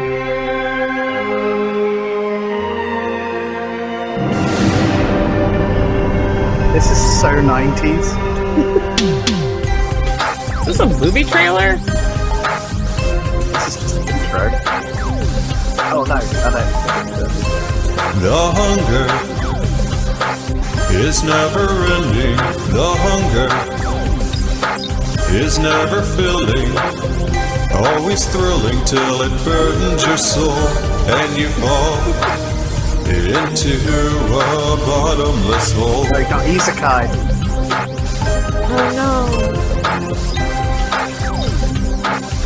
Oh my god. Isekai into a bad music video. Is never ending. The hunger is never filling. American Goth. Always thrilling American till it Goth. burdens you up and you play, but you pay It's upbeat and the it's toll. really... And you look into the eyes of the wall, Oh my. black and cold, red and old. And you look into the eyes of the To see where it's beast, still been that upbeat. and too late you beg Late. for relief. And the all-consuming hunger devours and leaves you. And the hunger is upon the beginning and end. Do you remember the time of the gospel? I love that she was like, no, I'm having it all. Is never ending. The I'll save you, then it's all hunger mine. Get out of is here. never filling. Always thrilling till it burdens you up and you play, but you pay the toll.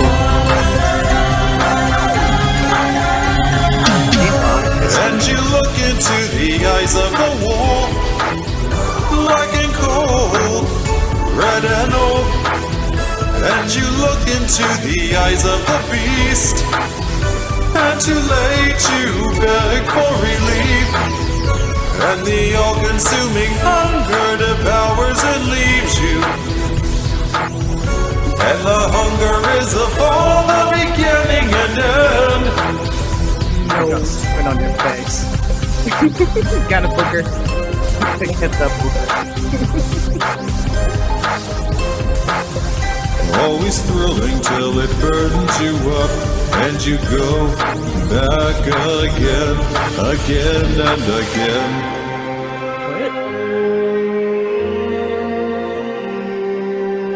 It's 2D. Again, American Gods who?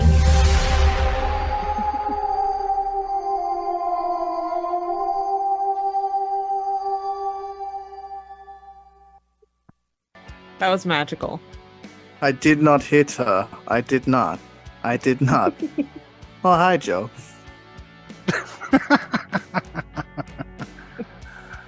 Now, the interesting thing is that was made in like 2007. Yeah, and you said it Oh, was God. 90s. Yeah, It's very 90s coded, for sure. Yeah. Especially Well, with the tech, yeah. not just the tech, but also the whole Egyptian theme. Yeah, Well, I'm And- thinking, it's I like don't- I mock it, but I mean, with today's tech, I could probably make something almost as good as that. But like back then, that's but quite it good. wouldn't And have also, the same song, entertainment value. no, the same thing is like the song itself isn't that bad, except for the beat match is Oh god, off. the singing will Yeah. get caught in your head for days. Yeah. It's Could have been already- a good song. It's never It's- ending. yeah. It's not even I mean, that the bad. lyrics I'm are taking the piss, but- stupid, They are. but the song will get stuck in your head. Yeah, the constant. It's electronic music. How do they fuck it up so much? The beat just keeps switching. It's like the hunger, and it just keeps Like, speeding slows up. at that down and speeding up. and Yeah, it's like the hunger, and it's like the hunger. The special effects remind me kind of Who Killed Captain Alex. Mhm. But the director had an excuse. He built his computer out of garbage. Whereas these guys are sort of promoting themselves as a company, a professional company, maybe a student company that know what they're doing. Meg, But were you- they kind of don't. It feels like art for pretentious sake. Yeah. pretentious sake. Interesting. I think a lot of these people that went into this song and this music video really thought they had something. Yeah. It's like almost- it's- Tommy Wiseau, yeah. Definitely gives off that feeling. But you're right, it definitely reeks of pretentiousness. So anyway, how is your goth life? It captures the 90s well. It does. It really does. But also, I was thinking, like, I was comparing it to, like, American Gods. I don't know if either of you have seen that yet. But No. the only... No. Do you mean like the fact that it's like a white person trying to portray Egyptian culture in a very strange way? No. More like there's a part in American Gods where somebody goes to the eternal plane where Anubis is. And it's Ah. actually really gorgeous, like, version of Egypt. And it's done really well. That's why I was making that reference. But Well, there was a lot of people pushing him around in it. Like magically pushing him around. Like, be gone! Be yeah, gone with sparkles! Be gone with fire! yeah, it definitely was a lot of white people who I don't think understand how Egyptian mythology and stories work. Hieroglyphics don't come to life. Nah. Well, in The Mummy they did. Oh. The Yeah, but that's Mummy the should Mummy. be- The Mummy's actually a good movie. Unless That's you're a talking about great the new movie. one. No, The not new the one is like, ugh, why? No. But I was also thinking of the CGI from The Scorpion King or like the second Mummy Oh no. of The Rock on The Scorpion King. That I would have was been just around like, the same time Kind of period an- as well, I I'm think. kind of curious why Anubis was so jacked. That's- I don't know. He's been- Him got he's them been, gains. we got them gains. Yes. It's from, I don't know, running around judging people. I don't know. Lifting feathers to weigh their soul Yeah. against their heart. There are some heavy hearts out there. We're going to move on to the last subject, unless anyone's got anything else they want This- to contribute. Oh, I well, think. we do need a bit of a palate cleanser with the 9-year-old Goth Club.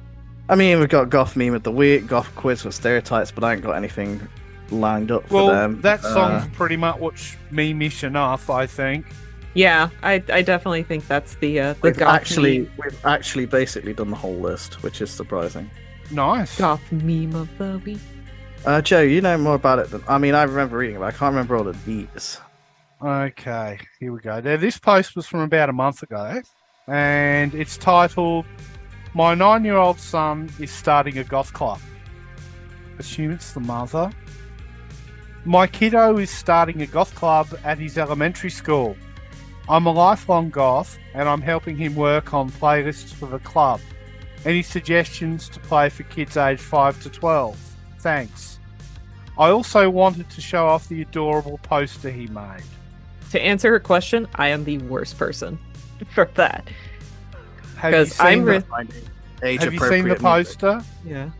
Oh, don't I worry have- about that. It's more about the fact that he's running the club and the poster. Yeah, It is I know. so cute. I love that this one's obviously a cadet of the Gothquisition because it's stating that we are not emos, we only listen to goth music. Yeah, not emos. It does it. What we do, we wear black and we listen to goth music, exclamation mark. Hardcore goth. Note that this is goth, not emo. We listen to stuff like The Cure and Susie and the Banshees, not emo like My Chemical Romance. You sound bit. Goth is what was it? Emo poets can suck my balls. Emos suck. Emos are horrible. They're posers. Emo suck my goth balls. The South Park one. This is literally the tiniest kid from South Park. Yes. Do you want me to read the details out that are on it? Yeah, go ahead. Yeah, we'll have a picture up. It's mostly in kind of purple and kind of lavender or lilac with black text and a bit of white text at the bottom. A little bat in the corner and it says Goth Club ran by Scary Sir Alexander. Good name. Good DJ name. What we do, we wear black and we listen to goth music. Note, this is goth, not emo. We'll listen to stuff like The Cure and Susie and the Banshees, not emo like My Chemical Romance. Which, interesting enough, isn't actually emo, but it's associated with the emo subculture, so Time, when CEP is called every Thursday. Place, misses whoever's third grade class, second floor, room 211. How long will we be there? 1 hour. Accepting of all of blank wondrous goths. And then sign in for first and last name to join. So this is not just like a goth club like a nightclub. No, this is, goth club as in groups and activities goth club. I hope he got a lot of signatures. Oh, yeah. I'm just imagining like a class full of the goth kids from South Park. Even if only one other kid showed up, they'd have a great time. Oh, yeah. It's just so sweet. Just thought that, it's wholesome. And just one of the teachers just asking him, so like, so how was your emo club? He's like, Well, my god, The it's teacher's not probably emo club. Emo suck my goth balls. the teacher's supervising it by the looks of it too, which is fantastic. I hope the teacher's a goth too. Like the mom and the teacher got together and they're like, you know what? This would be really cool Yeah. for the wee ones. Joe. Wee little gothlings. Joe, it's just the teacher asking, how was your little emo club? And it's like, my god, it's not an emo club. Emo suck balls. Oh my god, Oh my god. it's my golf club. Metal I don't know why club's I'm next grabbing door, poser. You know the metalheads because they're all brushing their teeth with beer. Oh my god, no way. Oh my god, no way. I wonder what Not the douchey vampire club. They're all drinking Clamato juice. Oh god, I could go beat up the Twilight fans. That's not, oh god, I'm aging myself. Right. Burn down the Hot Topic. Burn down the topic. That's such a great song. It is. I love that one. I give Matt and Trey all the credit. They make amazing goth music. Yeah, one of them I think was involved at some point, so they know their shit. Yeah, they really do. Or And- even hanging out in the cafes, which they were in the Edgar Allan Poe episode, is such a goth thing. yeah. No, Oh my God. not Edgar Allan Poe. Night Pain. Night Pain. Mm. Call me by my goth name. My Night Pain. Oh my god, goth names. Oh god, did you guys have cheesy goth names when you were younger? I'm not going there. No, Oh, come on. No. I'll say I've mine. known plenty of people that had them, but when it comes to picking a DJ name, I just went with my alias I used online. Yeah, mine was Thorn. That has its own story. So That's fine. Thorn. That's Yeah. not bad. No, I think how I got that was, there's what the hell are they called? The Hex Girls from Scooby-Doo, and the lead singer was Thorn. I thought I came up with that myself, but I found out later, like, oh, I must have gotten it from that, and I just didn't remember. Maybe. But yeah, that was my whole thing on MySpace and What was all it? that Photo stuff. bucket. Photo bucket. No. That was the thing, wasn't it? That's where you had to store your photos for HTML. Yes. Yeah, you gotta do that in Space Hay now too. Which, Oh. by the way, I'm on, and everybody should get on Space Hay. Yeah, I do miss that MySpace nostalgia. One thing, Oh. like, I never understood the whole goth name thing. It's like, I already have a name. Mm. Why do I Makes it want to sound change really it? edgy. It was just a dumb thing to be edgy and to act cool. Yeah. Like, My sister brought But calls at some me people by did. my- If you only ever knew them under that name, that's what you called them. But then you get some people that would be rude and call them by their original name just to be rude. My sister literally, and it was this weird ass coincidence. Like, I haven't used that name since, like, it's not even a name I used, it was a username I used to use since I was like around I was 14 to 16. And on the same day, my sister, like a month ago, called me by it to piss me off. And so did my best friend on the same day, and it's never been mentioned, and I didn't even know they knew it. And it was like a combination of two of my names. It was DEA, as in Dean, and my second name, my middle name is Raymond, so it's Demond, and it's supposed to sound like demon, and that's what I used to use. that's actually Like, clever. Yeah, I didn't want to That go by is. something like Raven McRavenface. Or Raven McRaven face. Raven face got to the core. He'll school you on bands from 84. Raven McNoir. So Dark Raven never smile. Raven never smile. I'm working on a music project called Never Smile, I wonder if that's based what on they that did. stupid name. But when So- they did it, I was like, when they called me, I was like, long drag of cigarettes. They haven't called me that name for a long time. I'm just picturing the Ben Affleck meme where he's just looks exhausted and he's smoking a cigarette. I was thinking like the tired detective. Yeah, Demon. That's a name I haven't used for a long time. I haven't heard that in years. I heard that name in years.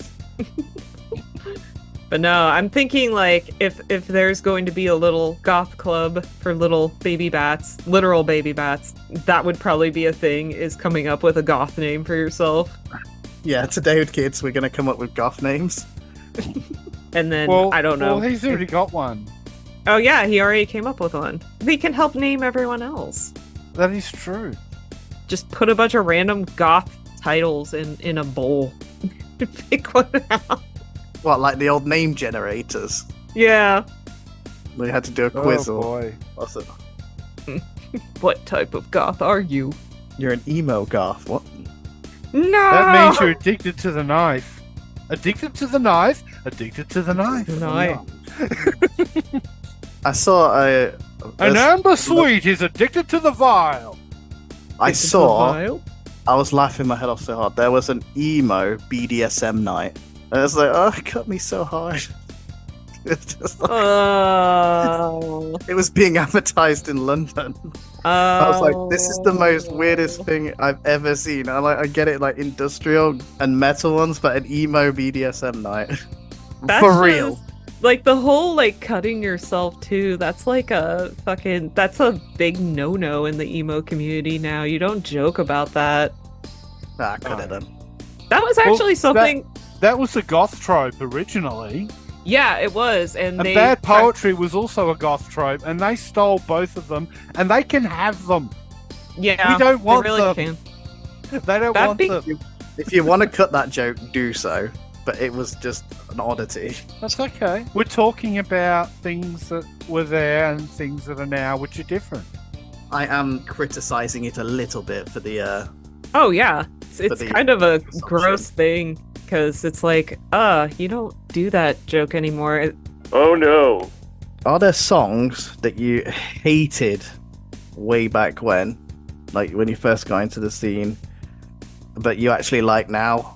Maybe because your mind's changed, maybe because you saw it as a poser band back then, but you don't really care. or you've just grown to like it out of nostalgia, or it reminds you of a better time. Bands or songs?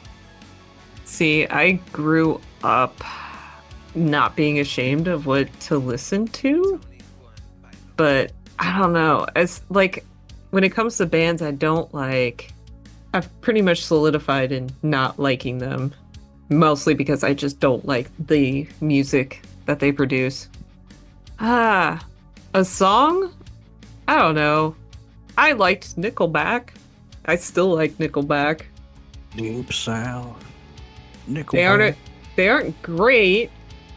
They aren't great. I like some. I like some Nickelback. Yeah.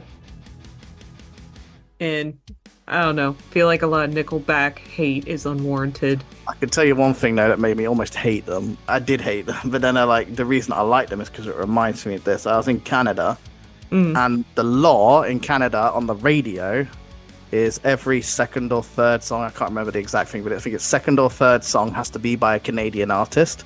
So guess how much Nickelback I heard? Yeah. Every 10 minutes, and it was that song about drinking. I forgot what it's called. It's like, this is what it's all about. And it bottoms up. That's the name So of it's the a song. Canadian band doing an American song. I guess so. Yeah. And the other one was When We Stand Together by Nickelback, and that's all I heard throughout Canada. My trip going through Winnipeg Yeah. to the abandoned farms. We like to call that sort of alternative rock divorced dad rock. Butt rock. They Or butt also, rock. remember, Celine Dion also comes from Canada. That's the other thing that goes on the radio all the time. That fucking Avril Lavigne. Titanic song.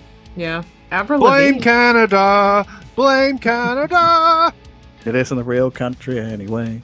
Yeah. Joe, do Avril you have Lavigne any? is Canadian. Well, if we're Yes, going she to talk bands that I liked but then sort of don't, or Well, it's the opposite. Don't like the them when opposite, something gives Cradle age. of Filth. You started liking Cradle of Filth. I did like Cradle of Filth years ago. Okay. Musically, I still think they're really good. It's those goddamn vocals. Oh, it ruins it. I like old Cradle.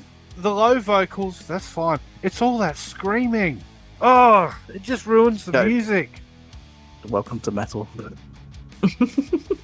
Oh, that's probably one of the reasons why I'm not really sort of into metal, I guess. I gave it a good go when I was younger. That's what actually led me into one of the local radio stations, because I started listening to one that played sort of metal stuff when I was a teenager, because I was curious and giving it a go. Later on, there was another program called The Vanishing Point, where they just played weird music. And that was my first introduction to industrial, but I didn't know it was industrial yet. Because it was all within this weird experimental stuff. And, I've always liked weird music, I guess. I'm trying to think things that I hated, but then grew to like. I wasn't a big fan of a lot of country music when I was younger, because I grew up in a house with it. But I don't mind it so much now. Yeah. Like, I get the appeal of Johnny Cash and that. I'm not I'm not one of those people that goes, oh, he made goth music. It's like, no, he didn't. But one thing for sure, his cover of Hurt, that song no longer belongs to Trent Reznor. Nine Inch Nails. I was going to say, a few have, but it's like stuff I actually thought was like, oh, I'm not listening to that. It's like supposed music, because I listen to the most unknown European bands from Scandinavia when I was like 16. My son's like that. And it's He's only 17, so I'm still kind of like that, but I'm just not a dick about it. Well, I wasn't a dick back then. I was a little bit up my own arse, I'm not gonna lie, but I wasn't a dick to other people about it. I'll reiterate. You're it's a like stuff silent dick about it. A little bit. You would I guess I was a little silently bit judge. contentious. Yeah, We all but silently I'd never judge be. at Yeah. times. That's okay. Okay. Yeah. We all do it. So I was like, People I went. deny it. It's like, no, we all do it. My musical journey was like cookie cutter metal, and then it was just straight over to Scandinavian melodic death metal bands. So like stuff like Limp Bizkit and Nickelback and stuff like that. I was like poser music mainstream. I hate it, Metallica, and now I'm older. I've actually relearned to like it, and I think it might be nostalgia from like nights out in the club when they're playing all the cookie cutter stuff. So that's where I kind of got the idea for this conversation, because I figured there might be stuff for you guys within the more gothy stuff that But I don't think the gothy stuff can be as elitist as the metalheads can be. No. At least in music taste, so much. Yeah, I can agree with that. And I'm also the ballpark with Joe on this one as far as country music goes. But that was mostly because of the after effects of country music because of 9/11. 9/11 caused like a surge of country music to become more or less about beer trucks and America. So would you say it had more soul before 9/11? Yeah, it had a lot more soul before, and it's coming Patriot back. Wave. Patriot Wave. That's a good way to put it. Patriot Wave of country. And now there's like, you've got Orville Peck and you've got people bringing back country to its roots, which was very punk, but also like very blue collar American pro-union, fuck the cops type of stuff. It's interesting you mentioned that punk part because he's pretty well known here. Chad Morgan is an old country artist. He's like 80 years old and he's still doing shows. I would have liked to have gone and seen him, but he was the thing. He was playing at a punk gig. Nice. The punks love him because his music's it's kind of comedic and it's very there's a lot of larrikinism in it. So I think it's Australian. Punks a bit. Is Australian country like more American or is it like ours? It used to be less American, but I think over time it's become more in that. You could say that the genre, I don't know a lot about it, but it seems to have become a bit like how goths become worldwide genre. I think countries had that happen to it as well.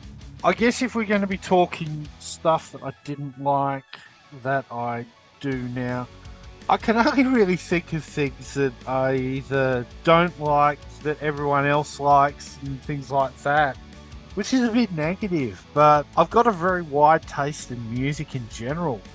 So it's like if I don't like something, I'll just go listen to something else. Yeah. I was going to say it's partly related to that subject is I don't really know how your music journey is when you got into, say, goth.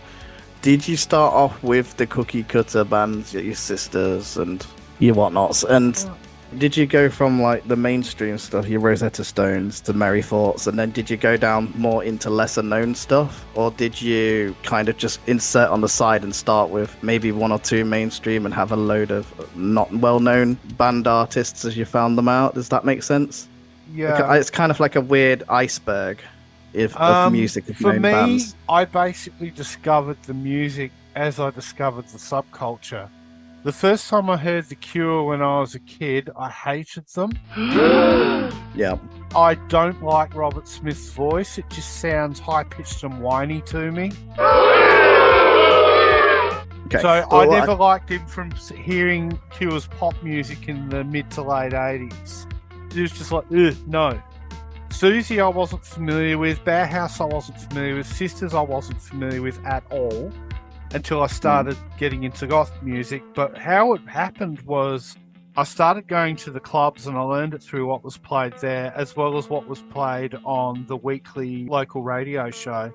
On the same station that did The Vanishing Point and that other metal show that I listened to as a teenager.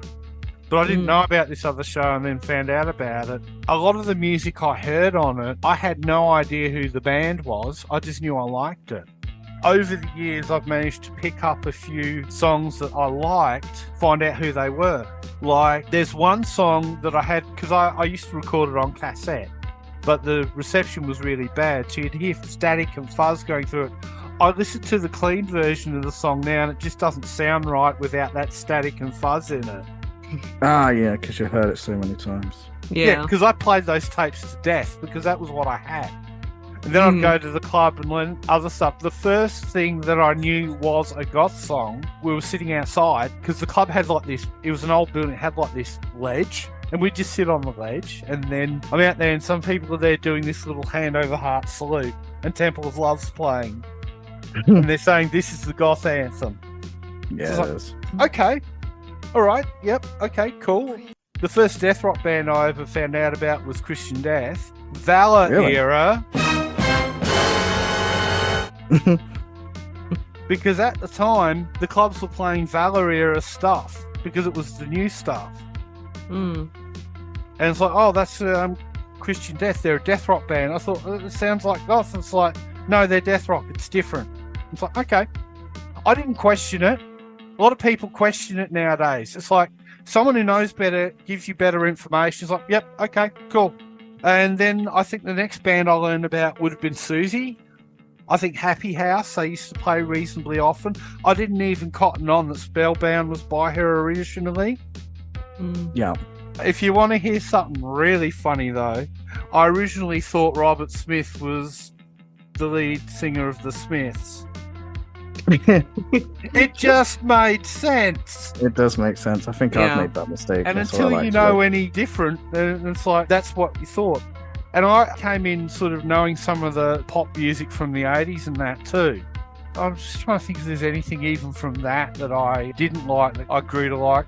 Maybe some stuff by Depeche Mode. I didn't really get it as a kid. Yeah. Then you hear something like Eurythmics' Sweet Dreams, and the first time I heard that, I was like, wow. Yeah. This It's is kind like of- when I'm like 9 or 10 years old. And it's like, this is amazing. It's kind of weird for me because I'm like, I kind of inserted on the side and got stuff that I picked up on.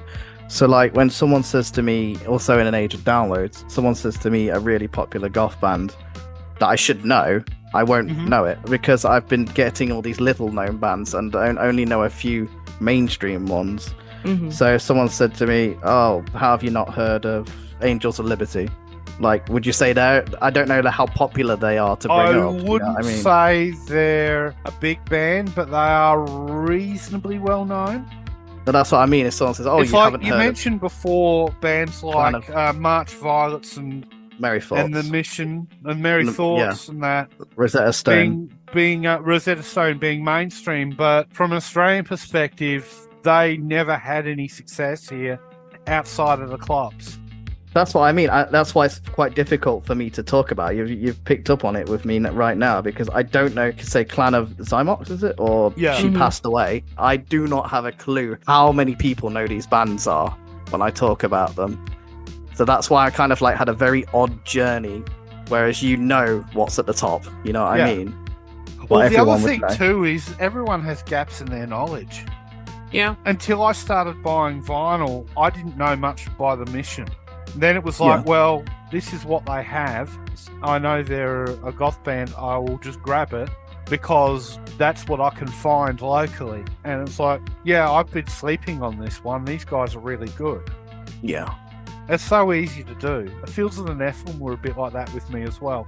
Aside from anything that I had on a compilation, a lot of bands, because I relied a lot on compilations when I was younger, and you kind of do when you're DJing anyway. Or at least you used to. Now things are digital, everything's changed. Okay. But I'd listen to them and that, like, the only song I knew by Fields was Wasteland. I was thinking That of was the only one I Merry knew Thoughts, by them. I think. Merry Thoughts, when I first heard Pale Empress, I'm like, holy hell, this is amazing. I think they have a track called Wasteland. I might be wrong. Yeah. Wouldn't surprise me. It sounds very Sisters of Mercy track anyway, and they're basically Well, like that. that was where things got interesting, because you get a band like Sex Gang Children, and I heard Sebastian, and it's like, that's another song that was like, this is amazing. Then you listen to the rest of their discography, and they've got nothing else like it. Yet Right. the band is quite important in the early days of goth. Anything to contribute, Meg? Yeah, I wanted to add, I just remembered this. So when I was younger, I actually didn't care for much 80s music because my parents just didn't really listen to it, even though it was like a big era. But I think the reason why that is because they were going through personal things of their own. Like, my mom was a single mom at the time, not with me, but with my sister. And I think my dad, he was just getting out of the Navy and all that shit. So yeah, I think they just never really got into it. I was introduced to Eurythmics. I have like their big 3 vinyls. Yeah, other than that, I really wasn't into 80s music until I was a lot older. I was more into like 70s and, you know, obviously like newer stuff. Emo music though, I never got into that, even though it was like of my generation. Just was not my thing. I got more into, like, my sister introduced me to more grunge music, like Nirvana and Pearl Jam, stuff like that. And then she was more into, like, pop punk. So I got into Sum 41. Yeah, it's one of my first. Yeah, and some bands like that. I dwelled into nu metal more myself and watched a lot of music videos on TV back when that was still a thing. And that was my music taste for the longest time until I got older and I was able to grow an appreciation and kind of find more of the goth subculture. Because there were songs I found online, like on MySpace days and stuff like that, but I wasn't 100% sure what it was. Like, I found The Shroud and I found Nick Cave and the Bad Seeds. Like, I love that. First. I loved that when you go on MySpace, it was like you'd spend hours trying to pick the right song that represents me instantly for anyone to come onto your profile and just click off. Yeah. You just mute your profile as soon as you go on. Yep, and there were a lot of people that I actually hated the autoplay function. I never allowed it on my profile, but I would go to other people's playlists, especially like older people, and listen to their playlists and be like, wow, this is really cool. And then kind of develop music taste from them as well. You learn from the people who know. Yeah, exactly. You don't go in saying, this is that. It's like, be open to learning about new music, and the people that know are usually more than happy to share it. You do get some people that are like a dragon sitting on their hoard of treasure that are like, I've got all these obscurities and you can't have them. The true gatekeeper. That is a true gatekeeper, yeah. Most people, like, they say, oh, gatekeeping is a problem. No, it's not. It's not gatekeeping when we're handing you the keys. It's not Literally, our fault just you if have you're to have gatekeeping interest. yourself and you refuse to step through the gate. You have to have interest. Yeah. Not change it.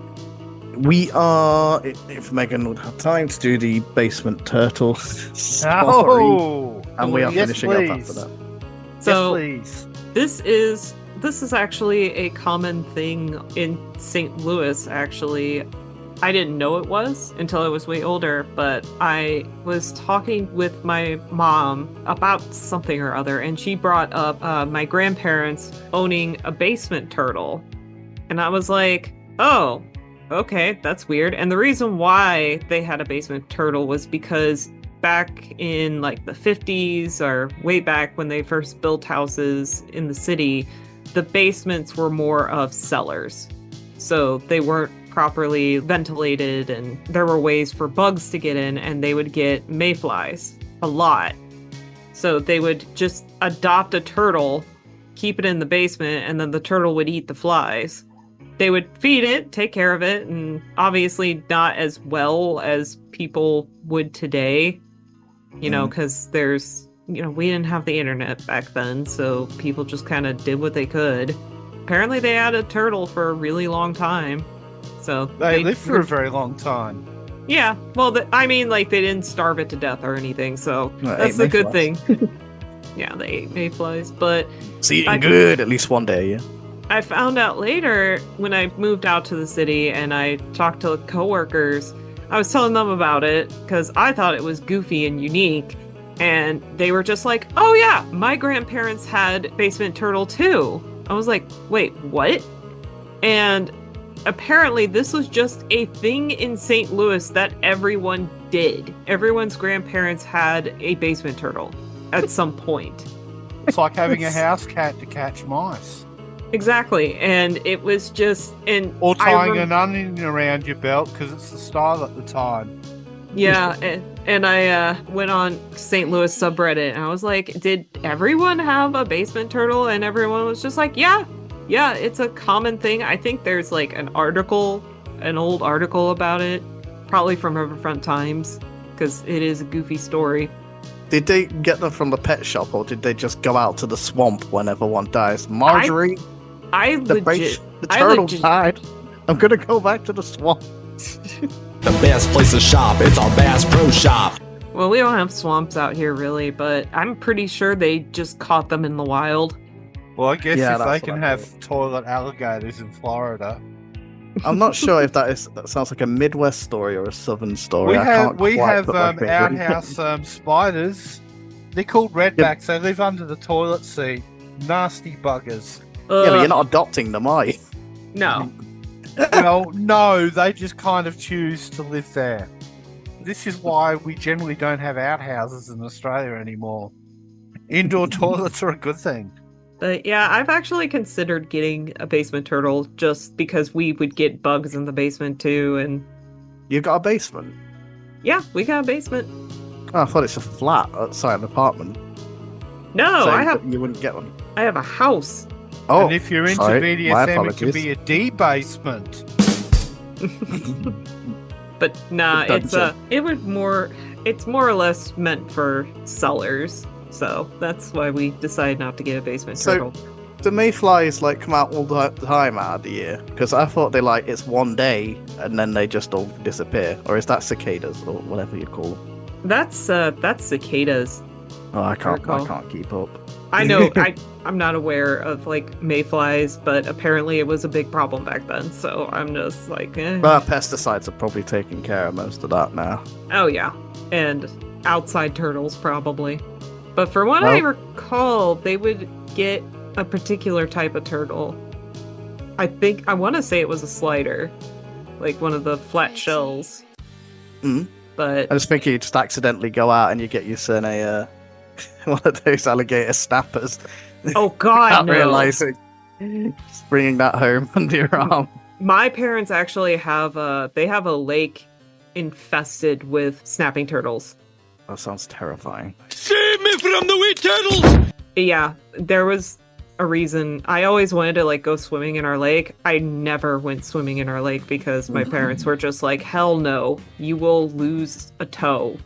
Oh my god. You got those toe biting bugs as well. Ugh. I The don't what know if they're biting in your bugs? part. Oh, I don't know what it is. It's like a big cricket that lives in the water and they bite your toe. I don't know what they're called. I don't know. I'm more afraid of snapping turtles.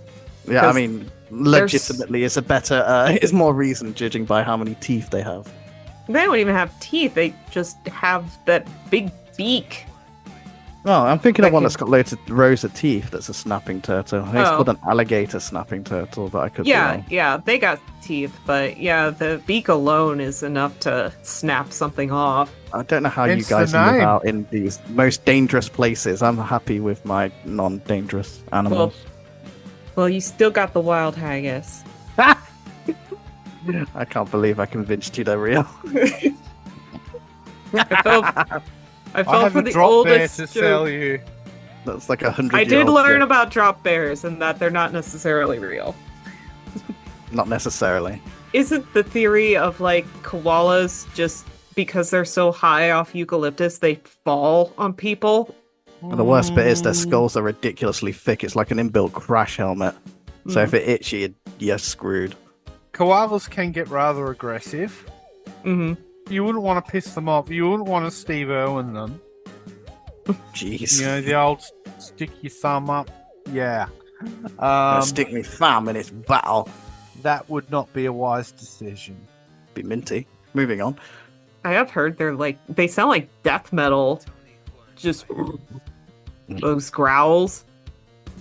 Oh, koalas, yeah. Yeah, they're scary. The first time I ever heard a rabbit squeal, it freaked me out. Those things are loud. Yeah. I'm so glad I live in the UK and the only thing I've got to worry about is the trash foxes and an angsty badger. And a snake. Oh, the adders. A I don't snake. think they even They're kill allowed you, to have really. one. Yeah, one poisonous snake. We got the grass snake as well, but they're not poisonous. And a worm that looks like a snake. There you go. And you'll go And through your escape entire life without carpet seeing it. pythons when people lose their pets. Oh, God. Right, we should probably finish up. I'm going to say thank you for listening. It's been another crazy time with these two. So I've what been have you Feannag. guys all got coming up in the next month or so? Okay. Nothing. Nothing. I've literally got a note on the agenda for the next week. I might go to Spellbound, which is the goth night, but other than that, cool. that's about it. Saving up for weddings and whatnot. I've actually got a lot coming up. Heroes. I mentioned a few things last time, but now I've actually finally got dates for them all. At the end of May, I've got Furball happening, so I've been doing all sorts of weird and wonderful remixes. I'm even trying to mix in a bit of goth and industrial music for it, so that'll be interesting to see how that turns out. I'm on first, so I can experiment a bit. Ooh. Then the week after that is the AvCon event. It's called Kawaii Club. But for this event, though, we've got 2 rooms running. So I'm DJing as Jelly and ATAC. So they're gonna have to do another 2 ATACs meme. You know, the one I made where you were arresting yourself because you played the wrong music. Well, what's happening with that one is I'm doing a versus set in the main room as Jelly, like we did last year. It went down really well. That's with Freakchild, one of the other DJs we've worked with. And people loved it. I just brought a bunch of music and said, look, I'll just bounce off whatever you're playing, and it worked. The crowd loved it. But upstairs, though, in the other room, DJing as ATAC, I plan on doing a modern post-punk and darkwave set, which I've really been itching to do for a long time. Yeah. So having an hour to do that's just going to be awesome. And somewhere in the mix, I may also be doing the City Record Club, depending on the dates and if he remembers me asking if I could do it in May. And that would probably be like either the week before or the day after Furball. So busy times. I like it. Yeah. Damn, son. Meg, your only plan is to be going to a certain Bass Pro Shop? The best place to shop, it's our Bass Pro Shop. I wish, but Not about us, she ain't. no. Not about us, she ain't. Nope. I'm getting my eyeball worked on, and then hopefully, if I'm feeling better, I'm going to meet Victoria Price, Vincent Price's daughter, Wow. and do Yes. some stuff with her. I can't do the walk, unfortunately, but it's going to depend on how I heal and how I'm feeling. And then also, I will be DJing a kind of welcoming Pride event at the nice. backside. Sweet. Oh, yes. I recall the backside. Yeah. Pride at the backside. Yep. Pride at the backside. And it's Coeur d'Amour Part 2 or Coeur d'Amour 2. Prismatic Shadows. The Electric Boogaloo. Electric Boogaloo. I'm really excited. I'm taking my nephew with me, regardless of if I'm DJing or not, and hopefully I will be dressing up as the Babadook. Ooh. That is. Oh, yeah. Yeah. Old meme, but I don't care. I love that. I love that joke. Old memes are best memes. Best memes. Yeah, they are. More Never people gonna know it give you up. Never gonna let you down.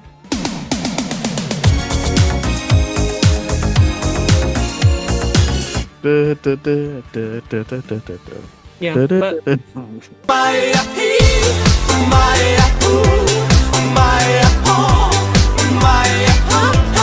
other than that, working on wedding shit, and yeah.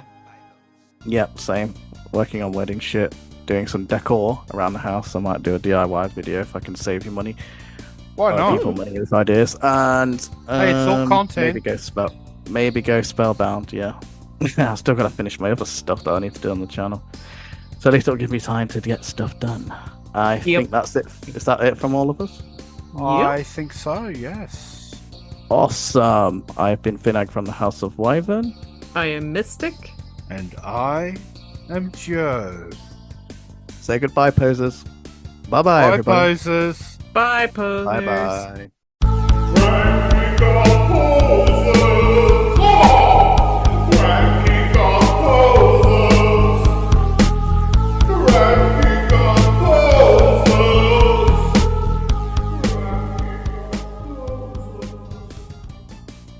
Storm, this is not the time to play with toys. Take it upstairs. He's just passed me his banana. He won't let me have the banana. Storm! Upstairs.